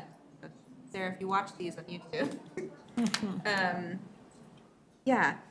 The other thing I wanted to say was I took my children to meet Santa at Noel Northglen on Friday night. It was poppin'. Great turnout. We waited in line for 45 minutes to meet Santa, where my son stood near Santa for the photo. So, yeah, he stood near Santa. Nice. But it was the line, I did not anticipate the line. We were there at 5:15. So, yeah, it was a really great turnout. So thank you to staff for putting that on. It was excellent. I heard nothing but amazing feedback. These types of events are just awesome to offer to young families here in the city and surrounding areas. To have like super fun things to do. Like the snowball fight was adorable. I did get hit by some random child, but you know, it was really, really nice. Cannot thank everyone enough for putting that on. It was great. I know this is our last meeting before we get in next week. So I just wanted to say thank you so much to Councilmember Brown, who's not here, for all of her help in guiding me as appointee on this council. Thank you to Councilmember Long for always providing a different point of view for me, and I appreciate it. Thank you for that. Yeah. Councilmember Walker? No major updates, just wanted to say thank you to our residents who received their dedicated service awards tonight. Thank you. Thank you. I'm doing my math in my head. Councilmember Jaramillo? Nothing to report tonight. Okay. Councilmember Condo? Thank you, Madam Mayor. I have 3 things, actually 4. So first of all, you and I, Madam Mayor, attended the American League annual dinner at Post 22. And as always, I think it's great that we have a relationship with the American Legion. One disturbing piece of news, and the reason why I put that first on my list, is I understand that there is no Wreaths Across America being done at the Ollinger. So I think I'm going to stop there and allow the mayor to make some comments, because it sounds like on that one. there's a plan afoot. So I'll move on to my second comment. The North Area Fire Academy had their graduation ceremony. This is the first year that 2 fire academies are being done in a given, which is indicative, as Allison mentioned, about the growth here in Adams County. There were 29 candidates that entered, 23 that graduated, so an 80% pass rate. This is not easy. I think it's 8 or 10 weeks of grueling sort of training, but we have 7 new probationary firefighters now joining North Metro Fire, which is great. And I think going forward, we're going to continue to see 2 academies per year. So it's really important that we continue to grow the frontline responders, firefighters, paramedics, as the North Metro area continues to expand. Noel Northglen, Mayor Pro Tem, Dr. Goff and I, and also Jody Roper, Council-elect, manned the ice fishing booth there. And I must say, that is probably one of the most popular venues. And so thank you for doing all of that, ladies, that was great. And certainly, I'm not a very good ice fisherman. Lastly, public service announcement. If you haven't seen this, this is Congruex SCI. Number of contractors that are coming out. You'll see license plates from California, so I think these vendors, a lot of them are not local to our area. But they are very much visible and seen throughout Ward 3. And speaking with my They are, counterpart here to my left, they're also in Ward 1. yeah, Ward 1 members who are on Foxconn, they are coming for us. They're next. So if you see them in your backyard, know that they are installing infrastructure that will eventually bring fiber optic internet, which is a good thing.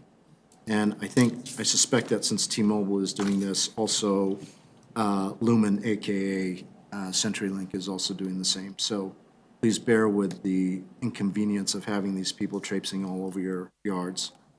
But if you do have issues, please notify the city. And that concludes my remarks. Councilmember? I Thank did you. alphabet back, I'm sorry. That's okay. Thank you, Mayor. Let's see, I just have two things to report on. On November 29th, I went to, well, it was a Zoom meeting. So I participated in a CC4C legislative group meeting. And a couple of things that we might all need to be thinking about is that they anticipate protests at the state capitol that could disrupt and even delay proceedings there. And I guess this is likely involving what's going on in Gaza. So that just, things might move more slowly than they normally do because of that. Hopefully not. That is a possibility. And then as a group, we agreed on priorities for the coming legislative session. Air quality was high on the list, and so we'll continue to work for improving air quality for our residents. And then on December 1st, last Friday was Noel Northglenn, and I want to thank the staff for all the work that they did to pull that off, because that's a lot of work. It's a huge building, there's lots of moving parts, and so I think it was a huge success, and of course, my fellow council members who volunteered to be there. And I also wanted to thank all the Dice Board members who showed up, and the Youth Commission were also there. And just let people know, in case you weren't aware of it, that the diversity board sat at a table in a quiet corner, and they were offering sensory kits for families to check out for free during the event. And that is for any person, children or adults, that needed, or that were feeling like a sensory overload, which can happen. I think I felt some of that when some of the musical performers came by really loud. But, so that's something that the Dice Board is looking forward to offering at future city events. So if you know of any family that has a child that would make use of this, maybe they don't come to these events because of that, we'll have some relief, hopefully. And I think that's all I have to do. Thank you. Councilmember Long? Yes, thank you. I have three things. First of all, sometimes you read the newsletter and sometimes you don't. It comes from the CML folks. I found this one very interesting as I went through it. Affordable housing appears just upon everybody's docket in all these cities around our state. It's very concerning. And as you read the last page on the legal landscape of what's taking place, there are a lot of challenges to cities being able to enforce no camping and what have you that follows through this. And a lot of these claims have to do with the Eighth Amendment. And I just wanted to one more time, while I still have a statement to make on the dais here, to say to us that I really believe it's coming. These numbers are going to increase. And having the resources to be able to accommodate and respond to these, it's going to be challenging, to say the least. And locating close to us, we have challenges in court cases in Lafayette and Boulder. So it's within our region. And again, I just want to reiterate an abiding concern that I have for this. And I'm sure you'll be addressing it, so I don't want to take your thunder, but I'm concerned with it. Secondly, I have kind of a shout out, kudos, because I don't know if I have a chance to do this again. But Amanda Peterson sent a note to us about the Adams County Open Space Grant Awards, which are fantastic. We've got 3 of them totaling over $1.5 million. And I just want to give a shout out to the staff for a job well done for the Kiwanis Pool improvements, Alvin B. Thomas Memorial Park renovation, and then wayfinding, walkability, and vinyl things. Anyway, I want to thank you for that, personally, for a good job. And lastly, harking back to what's been taking place in Israel, my friend came by to pick up his Airstream that he had parked on our driveway since October 8th. It was very difficult. We tried to stay composed, but you can see that hugging and sobbing took place. We didn't have the words. He's going to be returning to Israel. He's parking his RV, his Airstream down in Arizona where the warmer's a little more reasonable for his storage. But I must share with you that as an Israeli, his opinions on what's taking place in America, in the United States, is appalling to the Israelis. They say, we will never forget, ever, what's taking place. They say, we'll remember the colleges, the groups, the supporters, and the people so involved. And they are keeping account of everybody involved with these marches. And no matter how one might think, to parse the words otherwise than the fact that this Hamas attack is nothing short of horrendous. I don't know, I just don't have the words again. But regrettably, he was our lead instructor, one of our top professors in our annual get-together with over 150 working teachers across the country. And unfortunately, he'll not be returning this year. And in the foreseeable future, I don't know either, because he and his wife are volunteering to take all the people they can, providing support. And again, I just want to say, if you can find it in your prayers, these people need all the help they can get. And some of my friends back in Minnesota who are of the Jewish persuasion have been emailing me, and what's coming across, which I could never believe in my lifetime, having grown up with these folks. These are professionals, these are adults, these are very unemotional folks, but they're scared. And unfortunately, it's taking place in our country.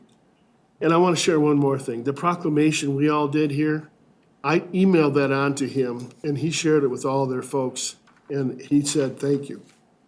Thank you back to Northland. So again, thank you to everybody on the dais for the proclamation and for the good words that Corey wrote in support of the resolution. So, sorry to take so much time. I didn't mean to get emotional, but this one gets me. Thank you. Thank you. Mayor Pro Tem? Thank you, Madam Mayor. Councilmember Long, one of the sessions that I took in NLC, there was an Israeli there, and he recommended that cities do exactly that, proclamations, and use some of the words that we already use. So it was kind of good to see that. Very sorry for your friend's loss again.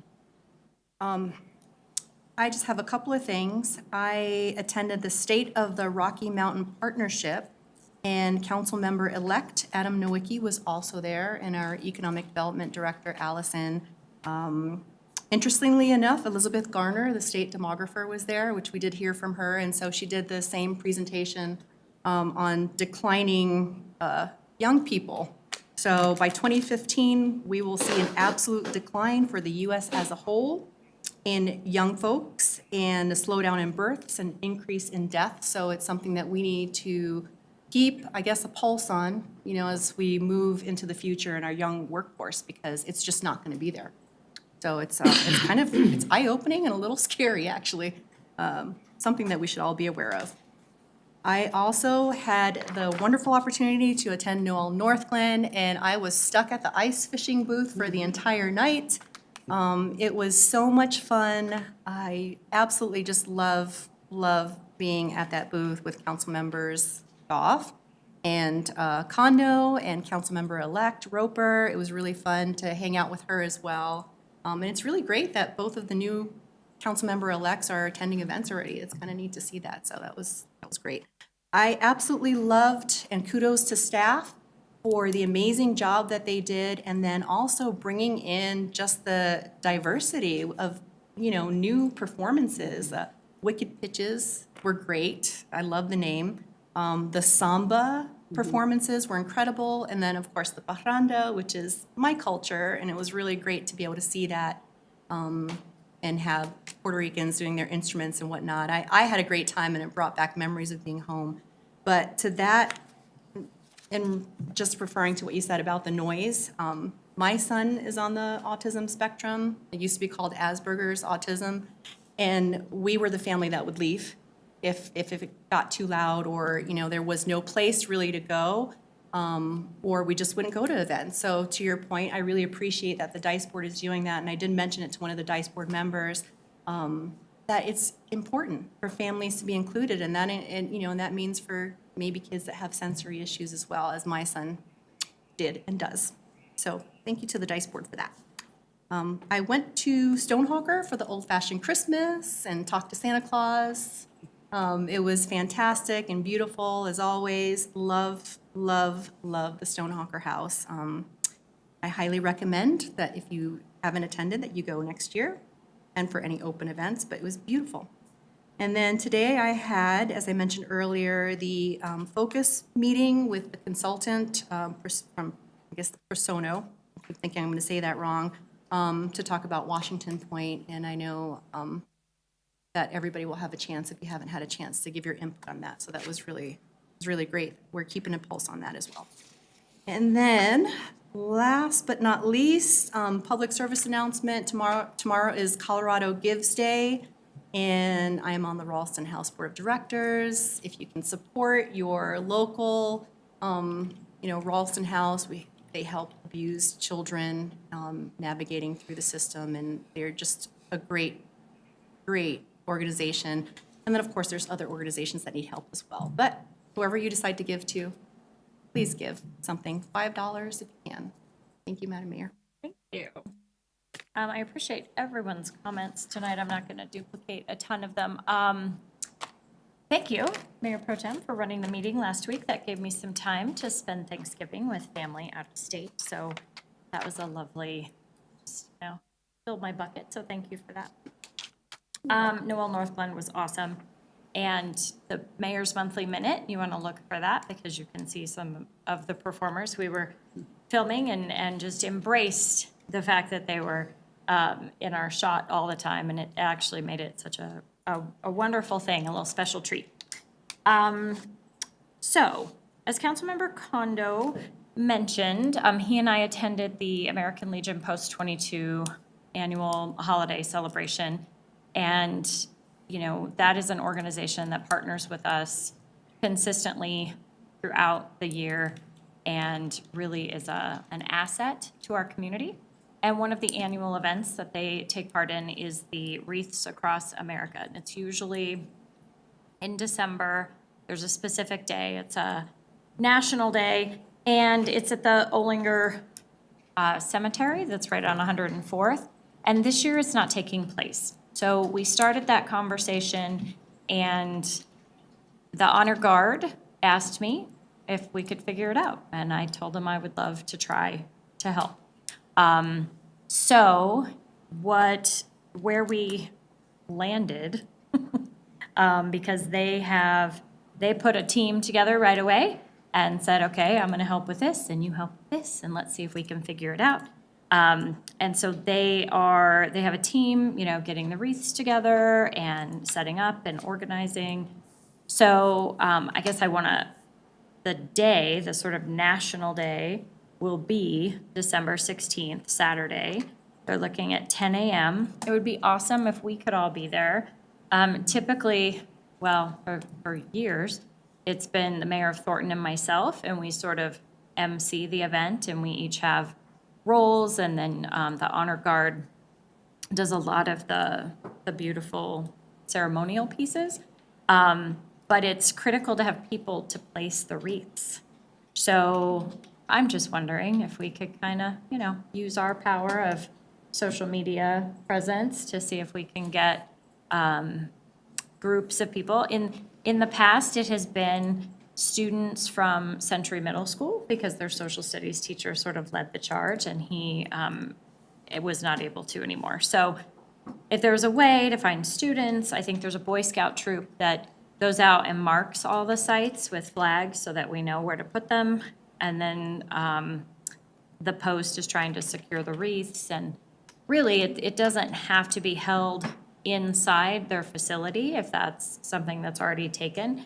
We can just be, off to the side with a little microphone and still make it special. There's so many veterans in that cemetery that it was really tugging at their heart to not have it happen. So anyway, Lori and Rick are out there, and they would like us to help, and I would like us to help.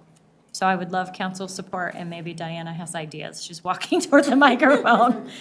Yeah, go ahead. Yes, please. You know, we have an email to volunteers who come to Farmers Highline Canal, Boy Scout troops that help with parks. So we can do a direct email. I just need to get the information from you. And we'll also put on our social media channels saying that they're looking for volunteers. So I don't think people will be the issue. It's getting the right people hooked up with whoever's coordinating. So if you can send me whatever information you can, we'll get the word out. I would be Absolutely. highly surprised if we don't get enough people to support our veterans that have served us. So, Yeah. and by the way, on a side note, for Noel Northglenn, we had 500 more people than we did last year, which explains why we ran out of tacos and s'mores. So yay us, and Rachel Henny was the lead on that, our newest event specialist, so she did a great job. But of course, it's a team effort, and I will pass on to them all your kind words. And thank you for joining us. We were really excited about the event and the attendance. Cool. Okay, well, yes. I don't know if it's an idea, but I met the Adams 12 STEM coordinator, and he said, I am looking for things to get high school students involved in, so I will pass that contact information on to you. Yeah. So I think we'll have, I mean, it sounds like we might have the people, but they're looking at figuring out how to get the wreaths, because it's over 1,000, I think it's like 1,500 that need to get dropped off. So, but they're working on that. And so I just wanted to mention that. I'm just gonna make an anecdotal, this last week found me up in the Olympic Peninsula, and we have a family reunion every year, and we do this very thing. We call it the Gathering of the Greens. We spend about a half a day gathering all of the things in this particular cemetery where we have our family. And I tell you, some of the vets did come to help us. It's a very moving thing, so I totally support what you're saying. Thank you. Awesome. Okay, well, I think, I have hope that we can still pull this off, even though it didn't come together as easily as it has in the past. Like the greenery, they're natural. I think their address might be north. There's like a tree farm, 104. Yeah, maybe we can reach. Well, so the post raised $2,000 to go toward the cost, and so they're kind of figuring out right now, Okay. like, did they send the check? And maybe their money went to the national organization and was already dispersed. If they haven't sent the check, then they still have the funds for that. They may have to reach out because it is a national celebration. They may have to see if they can kind of share. But they're working on that. If anyone wants to dig around and help with that part, I'm sure they'd appreciate it. But I appreciate that, and I know all of those families will too, because they were disappointed. And that was my last thing. So Joanna, do you have any announcements? Just one quick one. I just want to invite everyone, including the larger community, to the swearing-in ceremony next Monday, which also includes the recognition of the outgoing council members. So that will be held December 11th here in council chambers at 6 p.m. And then immediately following the meeting, a reception will be held to celebrate and honor everybody's service on City Council. And that will be over across the way from City Hall at the Recreation Center Community Rooms. So that is all. Thank you. Thank you. I'm sorry. What was your question? Yeah, I actually wanted to make another Yes, service please, announcement. Is that please, okay? jump in there. Also, that week on the 13th, 14th, and 16th, right? Chief May, you have the Christmas Crusade gift wrap thing? Yeah, 16th is the delivery. Yeah, Okay, gotcha. So Saturday, the 16th might be a busy day. I usually go from one to the other. Yeah. Yeah.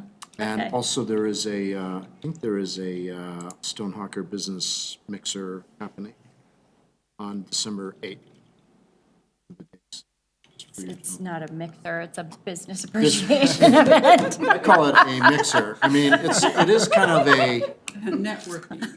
it is a networking sort of thing. It's for business, yes.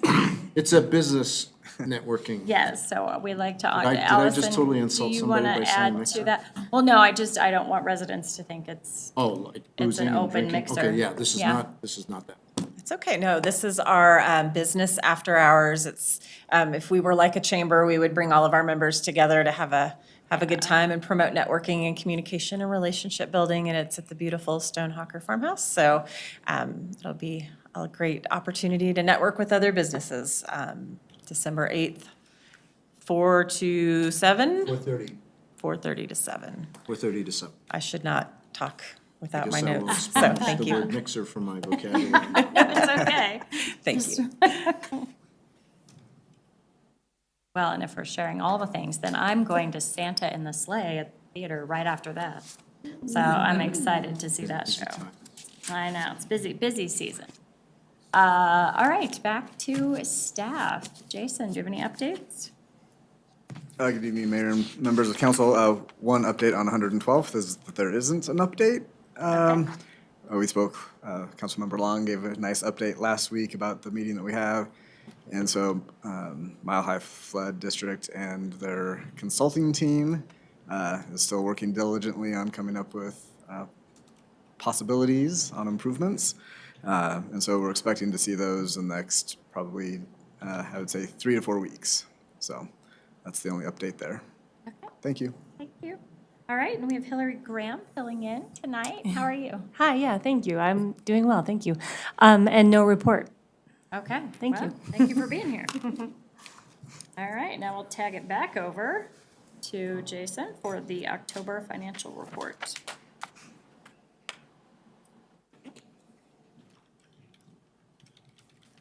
It wouldn't be right if I sat down, so I'll stand up and provide the October finance report. So no presentation. We're just going to flip through the pages of the report here. And I'll try to make this fairly brief since we just talked a couple of weeks ago about the numbers. All the numbers, all the time.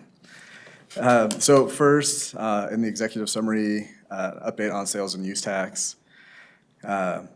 Really, numbers are flat year over year. We're reporting that they're up 0.7%.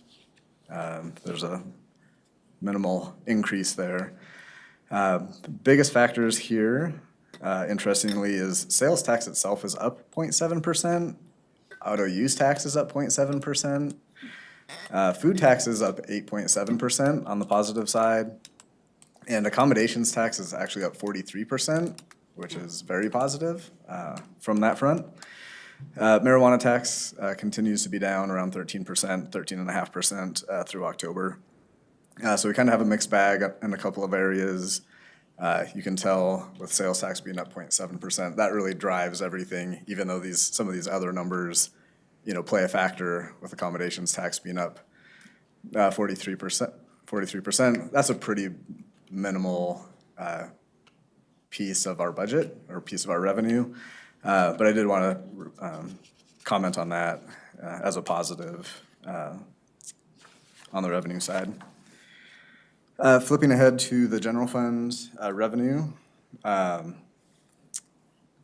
we'll see here that total revenues are at $27.9 million. Again, flat revenue gains in the general fund. Most of that's driven by taxes, and so you can see that on the top third of the page, they're actually down 2.7% taxes year over year. Other key areas to point out, intergovernmental revenues of $2.3 million, that's up 17.5%. That's largely due to federal grants from ARPA and a child care grant received for the recreation facility. Charges for services are also up fairly significantly, $500,000 or about 20%. Occupational fees, Councilmember Kondo mentioned all of the work that's being done in the field from Comcast and Xcel and other utilities, phone and internet being those. So that's accounting for that increase in that category. Fines and forfeitures, tickets are up, therefore fines are also up. And then investment earnings, we have had a pretty stable cash and investment portfolio year over year. And with rates and the market being basically double what it was in 2022, going from getting returns of around 2% to getting returns of 4 to 5%, we're already meeting and exceeding our total annual budget for the year.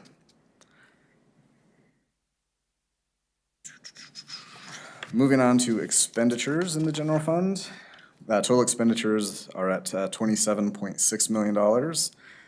In that middle columns, we'll see a spending rate. We're at 76% of spending, which is on track with what's expected within our budget. Nothing significant to report. I'll comment on the city manager. We break this report up by department. City manager department, while within the spending rate, it's up 11% year over year. That's due to being fully staffed in the crisis response unit that gets paid out of the city manager's budget. Also recognize the revenue from ARPA funding, which is why that revenue line was up. Human resources is up 10%. Personnel costs being more fully staffed, and then insurance premiums drove that number. And then park, recreation, and culture, up 14.5%. Spend rate is at 77. That's all in alignment with the budget for the year. We're expecting more expenditures, and we're seeing those. And you can see that on this report. Let's see. One thing that I'll note is the other financing uses, so second line from the bottom. In 2023 through October, we see $190,000 of expenditures versus 2022, which is just about $11.2 million. So the difference between those two, or what's in other financing uses on this report. For 2023, the other financing uses includes judgments and claims, and that's throughout every fund that we have. We categorize our insurance judgments and claims that we may have. So we have deductibles, so that of $125,000 that is budgeted. So that comes out of that line item. And then in addition, you'll notice that the $125,000 is budgeted and $190,000 is spent. That also includes the incentive that we have, or incentives that we have with local businesses for fee waivers and use tax or sales tax sharing. Specifically, that includes the work that is happening at Prost. We did not budget for that just because we didn't know if and when that was going to happen. That'll be something that, if necessary to support the fund in total, we'll bring that forward as an addition to the budget. It's a commitment that we already have. We just don't know the annual timing of when that share back is going to happen. So in 2022, the almost $11.2 million, $11.2 million of that was a general fund transfer to the capital projects fund, a one-time expense to support roadway and city hall construction. And then that also includes judgments and claims. We actually collected more from those in 22, so it's actually a negative number, which reduces that 11.2 transfer. So that line is a little bit of a catch-all on certain things, but just wanted to point that out because the big change year over year, that's why it's to be expected. Moving forward to the water fund. Total revenues on that top third of the page, $11.9 million. That's down about 8% year over year. The very top line, water charges, is down 22% for a couple of reasons. One, water consumption is down 22% for the year. And then also one-time tap fees in connection with the Carl's Farm development in the prior year. But overall, other than consumption being much lower, hitting all of the targets that we have. On the operating expenditures, we're at a 72% spend rate, in line with the budget. Capital outlay, there's more detail, later on in the report. I won't go through all of the projects, but that's going to vary depending upon what projects we have going on and where they are in the process. Other financing sources and uses, on the revenue side, so that's an income to the city. $3.75 million is water lease revenue. That will be a one-time revenue that we collected for water lease. It also includes, on the positive side, sales of assets that we take when we take vehicles to auction and whatnot. Let's see, I think that summarizes the water fund fairly well. On the wastewater fund, total revenues of $4.8 million, expenditures of $4.2. Again, revenues are up in total just under 4%. Wastewater charges are up 2%. Tap fees from the prior year have impacted the year-over-year comparison, but as far as the alignment with the budget plan for 2023, we're solid there. Operating expenditures and all capital outlay and other expenditures also are in alignment with the budget. The stormwater fund on page 6, you'll see $485,000 of revenue, $208,000 of expenditures. Again, the revenue on that side, $37,000 year over year was the difference due to tap fees being collected. But overall, that fund is in good shape and in alignment with the budget on the expenditure side. Then the last fund, sanitation fund, total revenues of just under $1.6 million and expenditures of the same. There's one note that we actually have not mentioned and talked about so far this year. In the recycling revenue line item, that number is $39,234. That's up about $29,000 year over year. $29,000 of that is being collected from the carryout bag fee. So that's a new revenue for the year that we didn't necessarily have a pulse or an estimate on. And so through October, a collection of $29,000 on the carryout bag fee. So wanted to point that out specifically. Flipping to the next page, page 8, our cash and investment summary. I'll call it purple, some may call it violet, and there's probably other names for it. The purple line for 2023, you can see total cash investments through October of $102.6 million. Finally starting to see some of the large infrastructure expenditures carry through. And as we're expecting that, that cash investment number to drop as we're making these large investments and making payments. So we're just started to see that in June, and then we'll continue to expect that decrease in that number over the next several months to a year. On page 9, the marketplace sales tax history. This is consistent with what we're seeing citywide on the next chart as well, but you'll note that starting in July, So July, August, September collections really hit a detour, if you will, from what had been going on the first several months of the year. So the economy is starting to slow. We can see that through kind of our monthly collections. One at the marketplace, and then, like I said, on the next page, you can see that through what's happening just citywide. So the last few months, just not keeping up with 2022. Still overall pretty solid numbers when you compare back to 21, 20, and 19. But we are starting to lose pace with the prior year. And then you'll also see that on page 11, our geographic area report. You'll see the majority of the geographic areas are down year over year. Some, as much as 11% at Huron Crossing. But then also, some, just marginal decreases in total. So geographic area, which includes our out-of-state, kind of pulled in the online piece, just to say, hey, what activity is going on, even if people are just ordering and having things shipped to their homes instead of going to the store. Overall, that's down 1.3% through October. And then the online piece, the out-of-state, is actually up 4%. So we are seeing a transition and continue to see that of just the way shoppers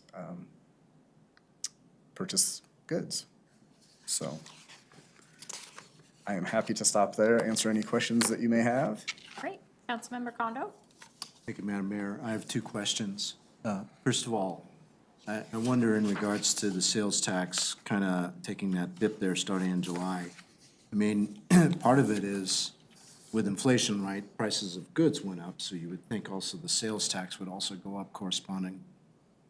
Is it possible that, given that inflation's starting to moderate, prices are starting to go down, sales tax is also correspondingly going down? There is that possibility, yes. And then I have a hypothetical question, and if you think it needs to be taken offline, we can talk about it during Finance Committee tomorrow. But my hypothetical question has to do with the water fund. And say, for example, if in our source of water coming from the hills, and I'm just saying this as a hypothetical, that there was a loss of water, or, for example, maybe on the converse side, in terms of sewage, we're gonna tie in the future possibly some additional users that are gonna add water that are not necessarily coming from a North Glen source, but maybe from a different city source. How do we account for that from a finance perspective? And I know that was a very deep thought question, and so if you're not prepared to answer that tonight, more than happy to take that, up with you offline. Okay, maybe we can talk about that Sounds like another we time. I'm wanna not take sure that offline. Okay. Yeah, I'm not sure I totally More than know happy what to you're asking, have so. that as an offline conversation. Great. My only insert would be to say you've got a nice fund set up in the water fund, do you not? Some reserves? Yes, that is correct. Yep. Becky, did you want to chime in? No, I was like, you just moved to the front. I was going to give you space if you wanted to add anything. Okay. Councilmember Long? No one else first? Last time for you, Jason, you'll have to face me. All righty. Okay, here we go. In terms of the North Glen sales tax history chart, Okay. on page 10, Yes. you didn't put in October. I didn't see an orange line for October. Yeah, so on the bottom, the footnote identifies that we're 1 month in arrears. So that's September that we collect in October. So it's always So you expect it to be, expecting to see a similar result Okay. of it being down. Yep. my observation here is, as I look at this chart, all but 3 months, March, April, May, there were declines in the sales history. We're taking a hit, and you just pointed that out. We're coming with a little shortfall of 220 grand so far this year on 16.8 million. So, In terms of the inflationary factor, I don't know if that's a false positive or not, but that's my first read, Councilman Condo. Okay, my last question to you is, we heard that the property tax rate went to 6.7%. In reviewing my minutes and my notes, I was wondering whether or not that the local entity's mill levy, the property tax, is that calculated going back to January 1st, 2022? Or is it only having to do with fiscal year 2023? 2023 It has nothing to do with for going collection in back to first. 2024. It's not going back to January 1st, 2022, which was the original legislation drafted by one of the parties. Okay, I do not believe so. I believe it's Do you know that? for Mayor Pro Tem, 2023. can you recall the conversation? As far as I know, it's just 2023. Okay. That's- I'm just saying. pretty got- positive. I'm looking for clarification, because the original language in the bill was to take it back to January 1st, 2022, which would be another hit on our property tax going back. Even Yeah. though the state is standing forward saying, we'll replenish and support whatever we can, the municipalities that take a hit like this. So, I'm sorry, it's just a question I had. I didn't have clarification on it. It's just 2023. It is just 2023. It's only 2023? Yep. Okay. Thank you. That's all I have, Jason. All right, thank you. What? What? You let him off easy? Yeah, I'm gonna let him off you. Oh, man. It's very last time and you let him off easy. All right. Okay. Well, we're moving to the consent agenda. Is there a motion to approve? Motion to approve consent agenda. Second? Please open the vote.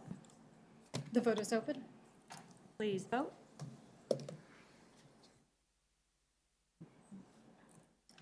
I will close that vote, and the consent agenda passes unanimously. Okay, our discussion item tonight, Jessica Hulse is here, the Crisis Response Program Manager. Is going to provide us an update about CREW. Hello.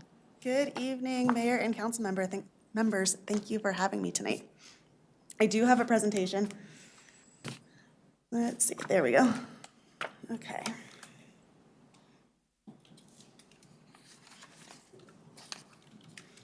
I want it in front of me as well. So tonight, I'm doing my quarterly update, and it's to provide council an update from the Crisis Response Unit.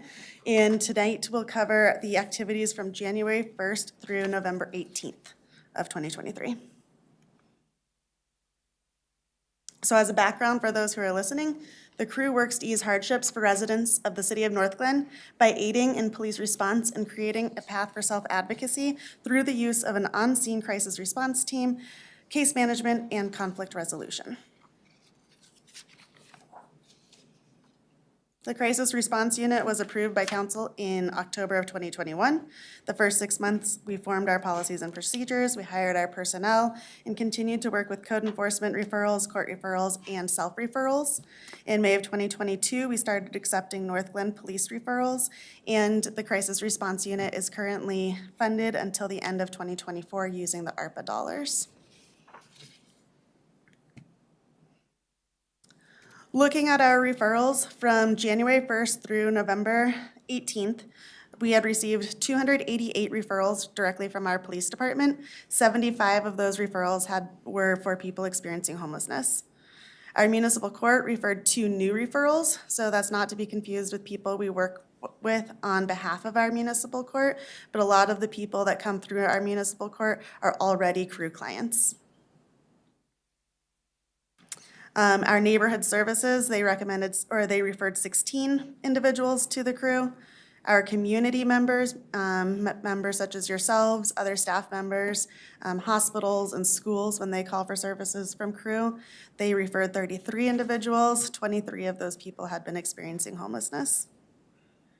And then we had 156 self-referrals. Typically, these come in our walk-in crisis resource hours over at City Hall on Fridays, and 110 of those had been experiencing homelessness.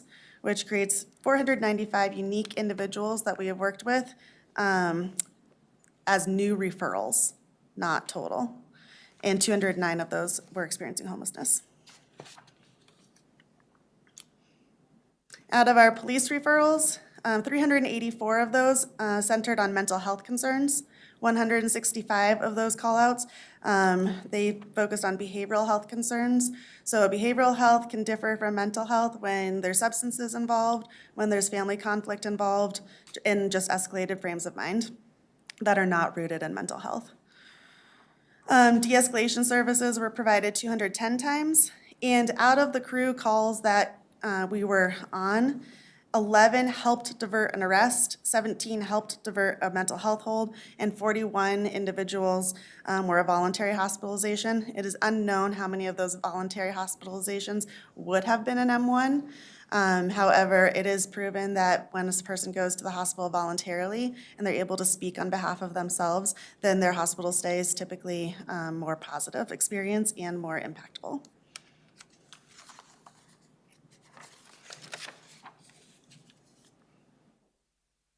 So because it's our last presentation of the year, I did want to provide some case studies of what we've been doing throughout the year. So Crew has been working with residents in the community who continuously calls 911. One of these clients is someone who they celebrated their 100th birthday this year. And the reason that Crew is involved is because this person has very little social supports and they call 911 continuously. They have multiple APS reports, which is Adult Protective Service reports, open throughout the year regarding them living independently through like their doctors or other people who are coming into contact with the individual. And what the Crew has been able to do this year, we first set them up with a volunteer from a church that they felt comfortable with. So this person now has a weekly volunteer that goes in, which relieves some social isolation and has extra help in the home. We got them on home health care for a while they were eligible after they were recovering from one of their hospital stays. And the Crew celebrated their birthday by having the North Glen Police Department and North Metro Fire Department go through and provide a birthday celebration for them. Fantastic. So the resident felt very special that day, felt very cared for, and just was able to acknowledge their many years on this planet. The Crew also assisted on a more serious level, a mental health call, and the person was in grave danger when one officer and one crew member arrived on scene. And it was a very time exigent situation. The person was able to be resuscitated. This was not, and I just wanted to highlight that this was not a drug overdose situation because a lot of people think that that's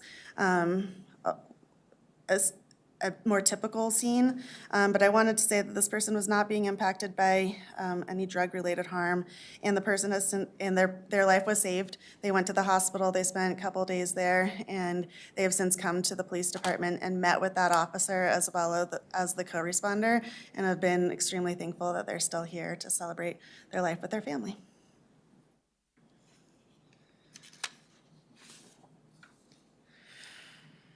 Our community court referrals. So a new process is being assessed, and I can give a little bit more update on that. So Crew has met with the judge, with our court supervisor, Jason Johnson, and then our prosecutor as well. And we've come up with a community court model where it's going to be a deferred prosecution. This is all being written up so it can be reviewed by Corey. He might have it by now, I don't know. And so it'll be a pathway for people to move forward through those lower level municipal court obligations. And so when a person is going to go to court for one of those lower level offenses, then they can be referred to community court. Once the prosecutor looks at it, if they're fitting within a certain crime with an enhancer of being a Crew client already, their court obligations are due to mental health or behavioral health, or the person is experiencing homelessness, they can be referred to the community court, which would give them a 6-month deferment on their prosecution. And then if they are able to take steps to better their circumstances so they don't keep recurring those fines, then they'll be able to go through without, and they'll have that whole case dismissed before it even begins. If they are not taking steps in their best interest, then that right is taken away and they are ordered back to the municipal court where they would go through just as if they had never been referred to community court.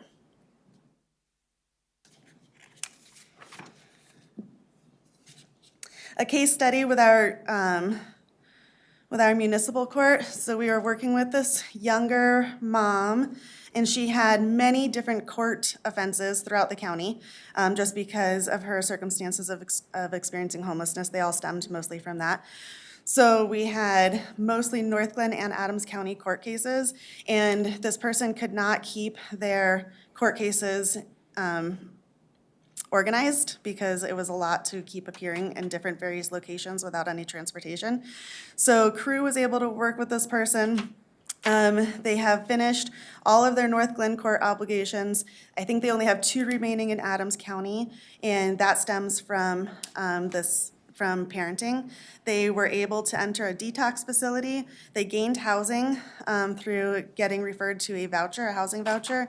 They've attended their parenting classes, and court is still ongoing for their family court. And so, but they are prepared to have their children back if that is what the court decides. So that's been a pretty nice and very lengthy process for this person, but at least they were able to get organized and gain support through a lot of different resources. They have a lot to be proud of, actually.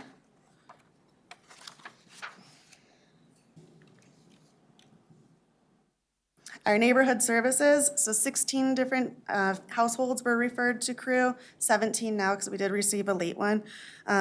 Typically, we don't receive those after October, just because that's when code enforcement's out. And all referrals have been successful in meeting their code obligations without courts or abatements. So that's been nice to see. A case study with our neighborhood services is there was an aging client or aging resident in North Glen, and they've lived here, man, I don't even know, decades. And they were experiencing a lot of high-level stress because they were not able to bring their home into compliance on their own just because they didn't have the support to do so. And so they were referred because they're now living on a limited income.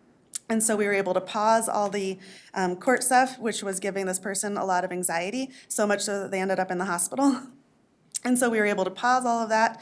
We were able to help their yard come into compliance and any of their outstanding violations come into compliance.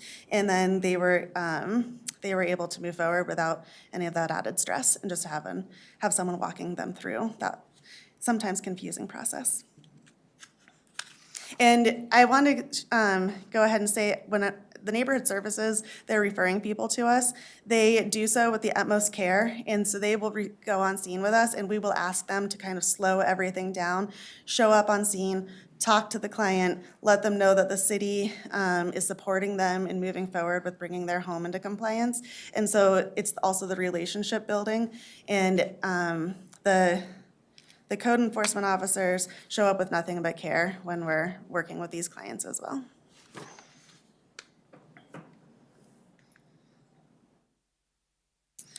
So our community referrals, so we received 33 referrals from our various community members throughout North Glen.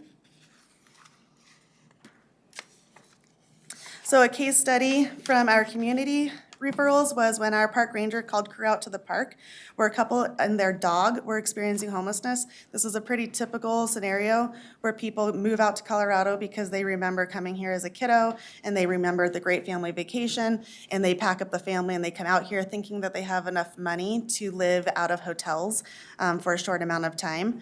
And then they quickly realize that the hotels eat up all of their funding. So that's exactly what happened to these people. And so it was their first or second night outside, and they reached out to our park ranger who reached out to us, and we were able to meet with them on scene. They said, we don't think that we're going to be able to make it in Colorado. If we could just get back to our home state, we'll be fine. And so crew was able to connect with their family members in Tennessee, and then that day we were able to get them a bus ticket. So they were back on their way, and which is what they wanted to be doing.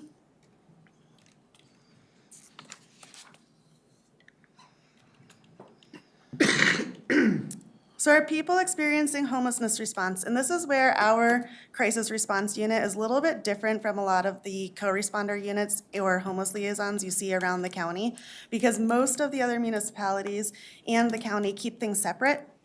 And I think it's really because we combine the homeless liaisons with the crisis work that we're able to act quickly when these people are coming into coming to our attention. So, like I said, most of our referrals that are people experiencing homelessness happen during our resource hours. Many of our clients who come to the resource hours, they're not necessarily sleeping here in North Glen, but they are using North Glen businesses, they are using North Glen parks. They often have family members who are residents here in North Glen, which is why they are hanging out around this area. And then the Civic Center rounds is something that our crew has been involved in, which is the Monday, Wednesday, Fridays, where we go through E.B. Rains Park, the Webster Lake area, and then over through the tunnel, and then around our civic campus. And we just let people know this is not a place that you can be camping. However, these are the connections that we can do. Please come work with us for case management. And then we're able to start serving them that way. So it's a pretty active way to get people connected to the services as quickly as they are landing in that area.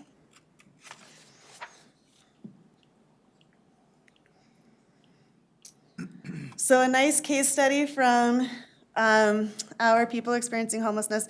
This is a gentleman, and he had been living out of his van for approximately 7 years with his dog. His mom lives here in North Glen, his sister lives here in North Glen, and his nephew live here in North Glen. His sister and nephew, unfortunately, are also experiencing homelessness, but his mom is not. She's disabled, and that's why the entire family stays around here, because they want to be caretakers. Their mom is in subsidized housing, so she is not able to add people onto her lease, and they're not able to stay with her. But they kind of circle around that area, and they stay close to her. We were able to get this gentleman matched with a housing voucher through doing the Denver Housing Authority lottery last year. And so he was able to get matched with housing, and he moved into his new place. And it was really exciting because it's the first time he moved in right before Thanksgiving. So that was really great for the family. They had another place to celebrate. I also have an update as well. I don't know if you guys remember a gentleman about 3 years ago that came into this room.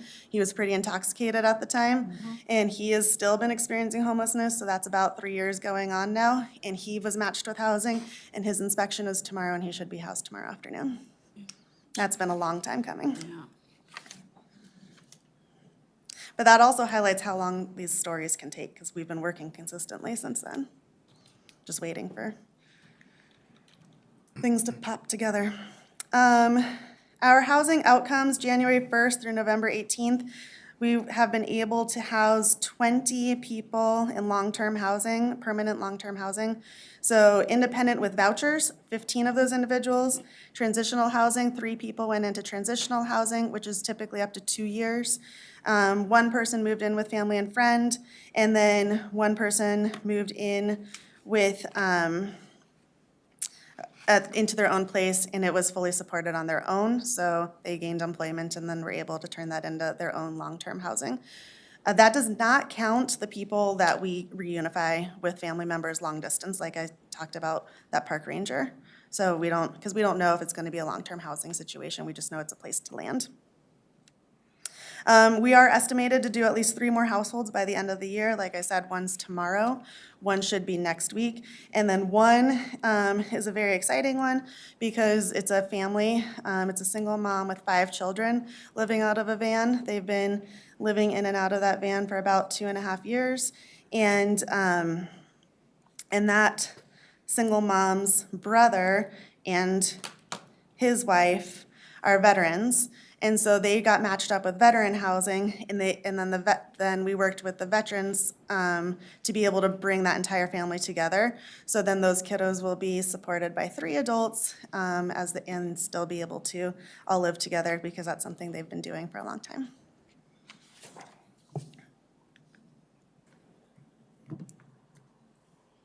So current and future programs of co-response in Adams County, it's changed just a little bit since my last update.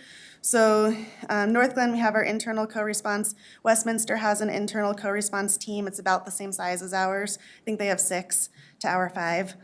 Federal Heights has 1 co-responder who also is trying to manage their population experiencing homelessness. It's still pretty in its infancy right now. Adams County has a co-response team and it's contracted through WellPower. And Brighton just started their co-response team. They are contracted through Reaching Hope. And then Thornton has an internal co-response team, which is, I think right now it stands at 2 officers. So they're doing theirs a little bit different. They're doing a paired response. So they have 2 dedicated officers and 2 dedicated social workers. And they're looking for a 3rd team. So it will be 6 team members as well.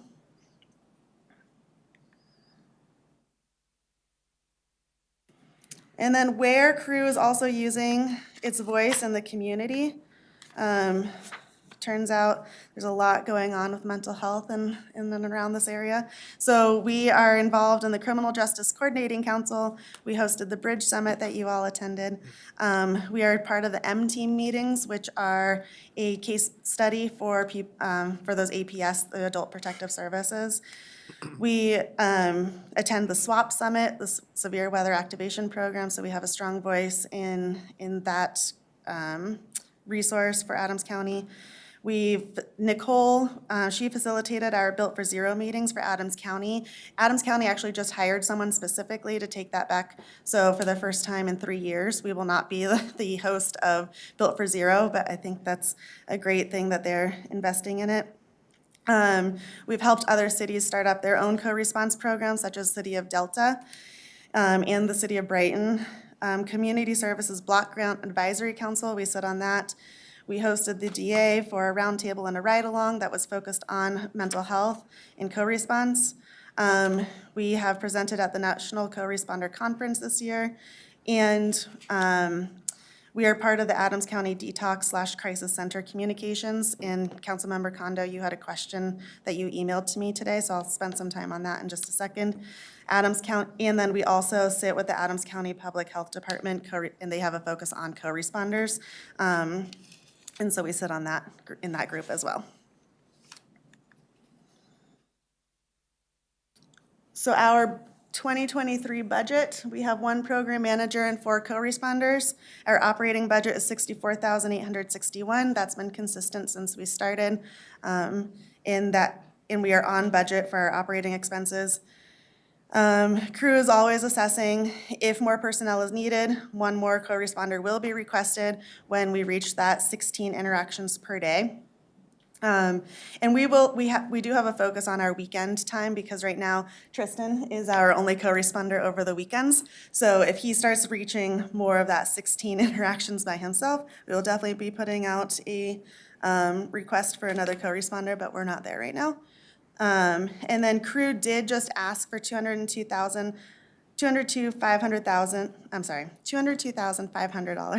through the opiate settlement grant, and that's to provide direct financial assistance for treatment and recovery for North Glen residents.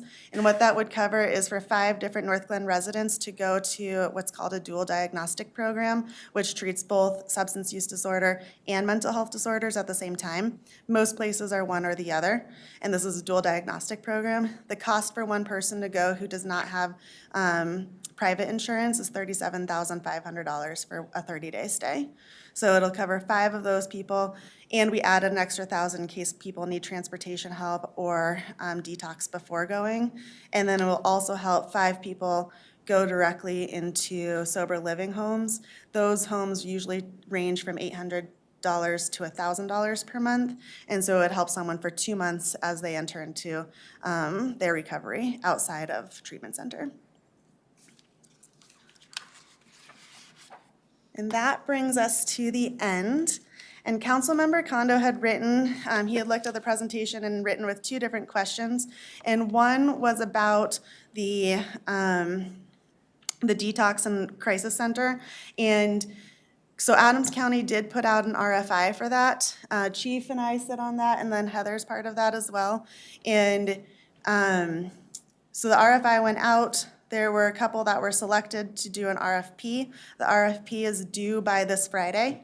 So they will be getting their final numbers and projections to the assessors, the analyzing team, and I'm part of that. And we will get together on Monday and decide which one the county would like to move forward with. So that's happening as well, which is very exciting. Other things coming down the pipeline for mental health in this area, I've talked about it before, the Acadia Hospital, that will be in Westminster. It'll be off of 116th and Huron.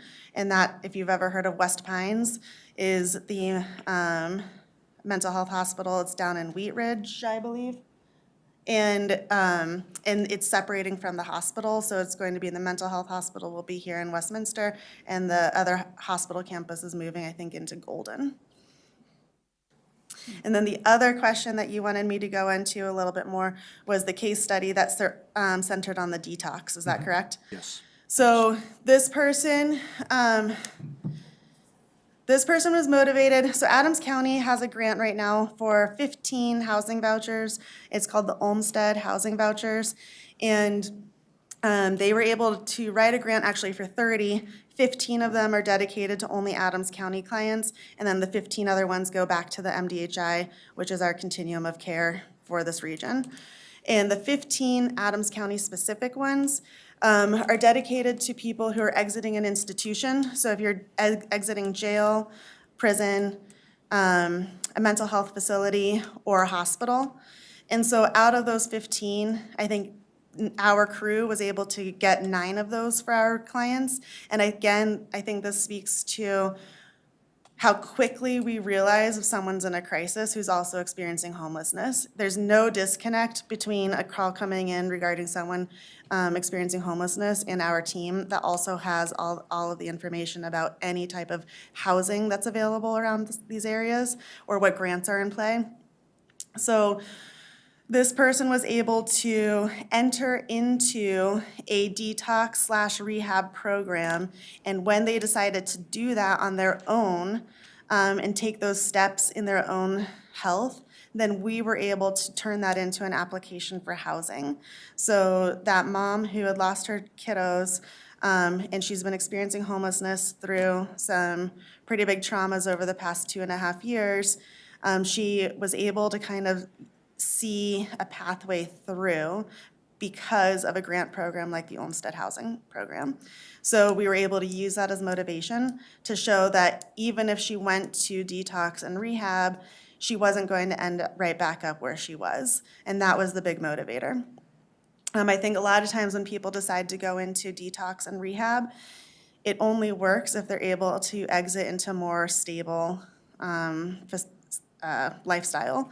So those 5 slots that we're talking about sending people to rehab for the dual diagnostic, if we get our grant, those will be used for people who have a more stable housing situation than people who are on the streets, just because we don't want to set someone up to fail, because if someone comes out of a very time-invested program like that, we don't want them to have that failure because it's going to take a lot more to get them to try again. So that was a huge win for that person. Out of our 9, I think we had 3 or 4 that we were able to use a detox and rehab program to move them forward. A lot of them were coming out of jail. And then we've since received more guidance from the state, who actually issues this Olmsted Housing Voucher, that so we were using like a 2-week window for people to be in an institution, and they are lengthening that to 120 days. And so I don't know how, it's very difficult to be in an institution for 120 days. Typically, people don't go, especially people experiencing homelessness, they're not committing crimes that cause them to be away for 120 days. No Medicaid program covers 120 days in rehab, and no hospital is holding people for 120 days unless they have extreme circumstances. So I don't know what that means for people moving forward. The good news is most of those 15 vouchers have already been matched with people, and so I don't know if that's even going to be a concern, because most of those vouchers have already been matched. Councilmember Condor, do you have additional questions? I do, Madam Mayor. So first of all, thank you. Great presentation. Great work that you all are doing. And I think in the course of listening to what you talked about, you probably answered one of my questions already. Going back to page 10, where you have segregated out mental health and behavioral health, it sounds like they're not mutually exclusive. You have cases where people have both. Correct. I just wanted to have that clear in mind. And then in your last slide, you said that you're looking at a threshold of about 16 interactions per day is probably a trigger for hiring an additional person. But when I look at the first page of the packet, I calculated presently this year through mid-November, you have about 11 and a half. Correct. Okay. Do you anticipate reaching that 16 threshold in 2024 or? In 2024, most likely. And then just one other thing for the day is just, I was doing some quick math here because, you mentioned Federal Heights, which has about 14,000 people with only one. So that's a ratio of 14,000 to 1 crew crisis response. I'm just going to call that ratio. Westy has about 110,000. They have, you said 6, so that's about 18,000 per 1 crew. And Northland, we have, of course, rounding up 40,000 divided by 5, so that's 8,000. So, I think the fact that we are on the leading edge of this because the ratio of residents to crew responders is so low. And that also speaks to what I'm saying is like our dual approach, which is the homelessness plus the crisis, Yes. is that we're able to build in case management. Other co-responder teams, if you look at their personnel, some are just co-response, there is no case management Oh. at all. And then some of them have like Westminster has the 6, they have 1 case manager, so it's 5 co-responders, 1 case manager, but then they have 2 homeless liaisons. But those 2 homeless liaisons are the only ones addressing homelessness because these are only mental health and behavioral health calls. Some of that will overlap with homelessness, but they aren't going to do the housing case management that the homeless liaisons are. So we are the only fully integrated unit that I know of. You're saying all 5 members can kind of walk and chew gum? Correct. You do everything? Yes. Federal Heights is trying it this way. Federal Heights with that 1 co-responder. However, that 1 co-responder, she splits her day, or her week. So Monday, Tuesday, she rides directly with an officer. Thursday, Friday, she does case management.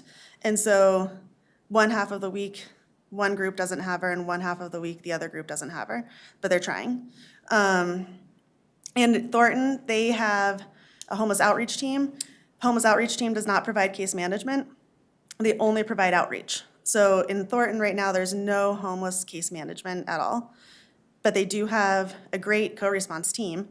And Myra and Mario are fantastic homeless outreach individuals. It's just that they don't know, they haven't been able to figure out how to serve that need yet because it's a little overwhelming. Gotcha. So I think everyone is addressing it a little bit differently because we are staffed the way we are. It does allow us to build in that case management, the crisis response, like the live response time, as well as our Fridays that are dedicated only to case management.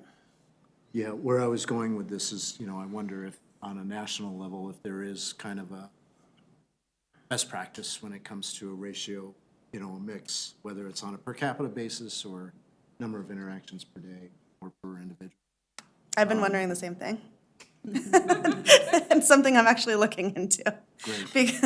But it's difficult because they're all built differently. So it's hard to get an actual number of staff that's addressing these issues because every program is so different. Okay, understand. Well, this underscores what I saw in Atlanta, which was, solving complex problems like this. And I said this last week, so I know I'm probably preaching to the choir, but it's a system of systems. And it's so very complicated. I just have to take my hat off to how you all and your team is so motivated tackling this very tough, intractable problem. Thank you. I don't know how I could, but you all really amaze me. So thank you for all the hard work that you do. Councilmember Burns? Madam Mayor. First of all, Jessica, thank you. Awesome. This is great. second, I wonder, is anyone else nerdy as me and watches PBS and Colorado Experiences? Sometimes. Did you guys see Yep. the one Yep. from Colorado Springs? Yep. Yeah, very well done. I really want to pitch them to follow you around to have a better idea of what is actually happening in Colorado, because it wasn't a pretty picture it painted, in my personal opinion. And I think the work that we're doing is exemplary. And it's and kind and caring. So, you're okay being pitched to CBS. Sure. I think that's a council decision, not a me decision. Yeah. Yeah. Oh, yeah. No, I'm just waiting to be recognized. I don't want to interrupt your Okay. speech. Yeah, some of these case studies, thank you for sharing, super heartbreaking. But thank God we're here. I mean, waiting to get housed for 3 years, I think, is a bigger problem. Yeah, and that's it, that's all I really wanted to say. Oh, and thank you for working with Code. Those are a lot of my neighbors who need help and difficult. So, yeah, so thank you for loving community work. Yeah, thanks. Councilmember Long. Jessica, thank you, Madam Mayor. You are to be complimented with so many accolades I can't even begin. Most of what I have to say is not necessarily questions to you as much as statements and comments. You are a resource for a lot of folks. I'm assuming you're the resource for a consultant conversant on all these regional platforms. You just whipped them off and just went through them all with a recital as to how they're doing it and what they're not doing. Compliments to you for trying to keep it all together. I think that Councilwoman Burns here, Councilmember Burns, has come up with a great idea that gets you a better exposure. It's such a complex situation, though. You've got complexity of all these longstanding clients, too. I'm worried about the sustainability. And I see the volumes hitting. Again, I don't want to be the, well, maybe I am, the ghost in the attic that's seeing everything that's going to be coming at us. And when the mayor of Denver announces he's got 28,000 migrants in Denver and he doesn't know what to do with them, as soon as we start, it's a catch-22 for us, because as soon as we start showing our willingness and capability to take care of this, hello, we might be getting the call to respond to these things for help. One of the things that concerns me greatly, and I'm speaking now with my old career hospital administrator hat, I wish to heck that we'd had someone like you when we had our situations. We developed 2-3 detox centers in my career, and we had to shut them down because there just wasn't funding, but there was such a need there. Alcoholism and drug addiction and mental health as well. And some of the psych units just couldn't handle them all. My statement, again, is being a public statement more than anything else, and that is to say, the hospitals in this community are not stepping up. My opinion, I don't want to put you on this. We've got 3 huge not-for-profit corporate hospitals, SCL, Centura, UC Health. We've also got HCA Health One. They're a for-profit. They make no bones about it. These 4 hospital systems are huge, and I don't see them in your list of coordination here. And I remember being at that Bridge Summit when I met some of those folks, and I would ask people, have you met that doctor from Centura? No, this is the first time I've ever seen her, but I've tried calling her 3 different times over 3 different years. So I'm just making a public statement here more than anything else. I don't know why these hospitals are not getting involved, as Councilmember Kondo just pointed out. This is a complex, and it has to be taken care of, and we need to address it. And for you to have 11.5 now, knowing full well that in 2024, you're going to go over 16, sure as I'm sitting here now in my last meeting, I just hope and pray that you'll have the capability to hold on and have some support, not only from people on the dais and from elected officials, but also these other facilities that should step forward. I remember so many times when we had to deal with this on the hospital level, and we did our utmost. We just didn't have, unfortunately, someone like you that could have reached out and make the connections and the networks. I'm speaking too much here, but I just wanted to share with you. I totally support everything you've done, everything you've accomplished, and all support you get from the police department. Yes, Thank you so much. thank you. Councilmember Goff? Thank you. Well, I wanted to say thank you also. I remember, you know, when you first came to us and how it's been amazing to watch how the program has developed. And your leadership and your skills are just so amazing, and all the people you've hired are amazing, so the program just continues. I don't think anyone else will ever have as good a program as we do, because they don't have the same people.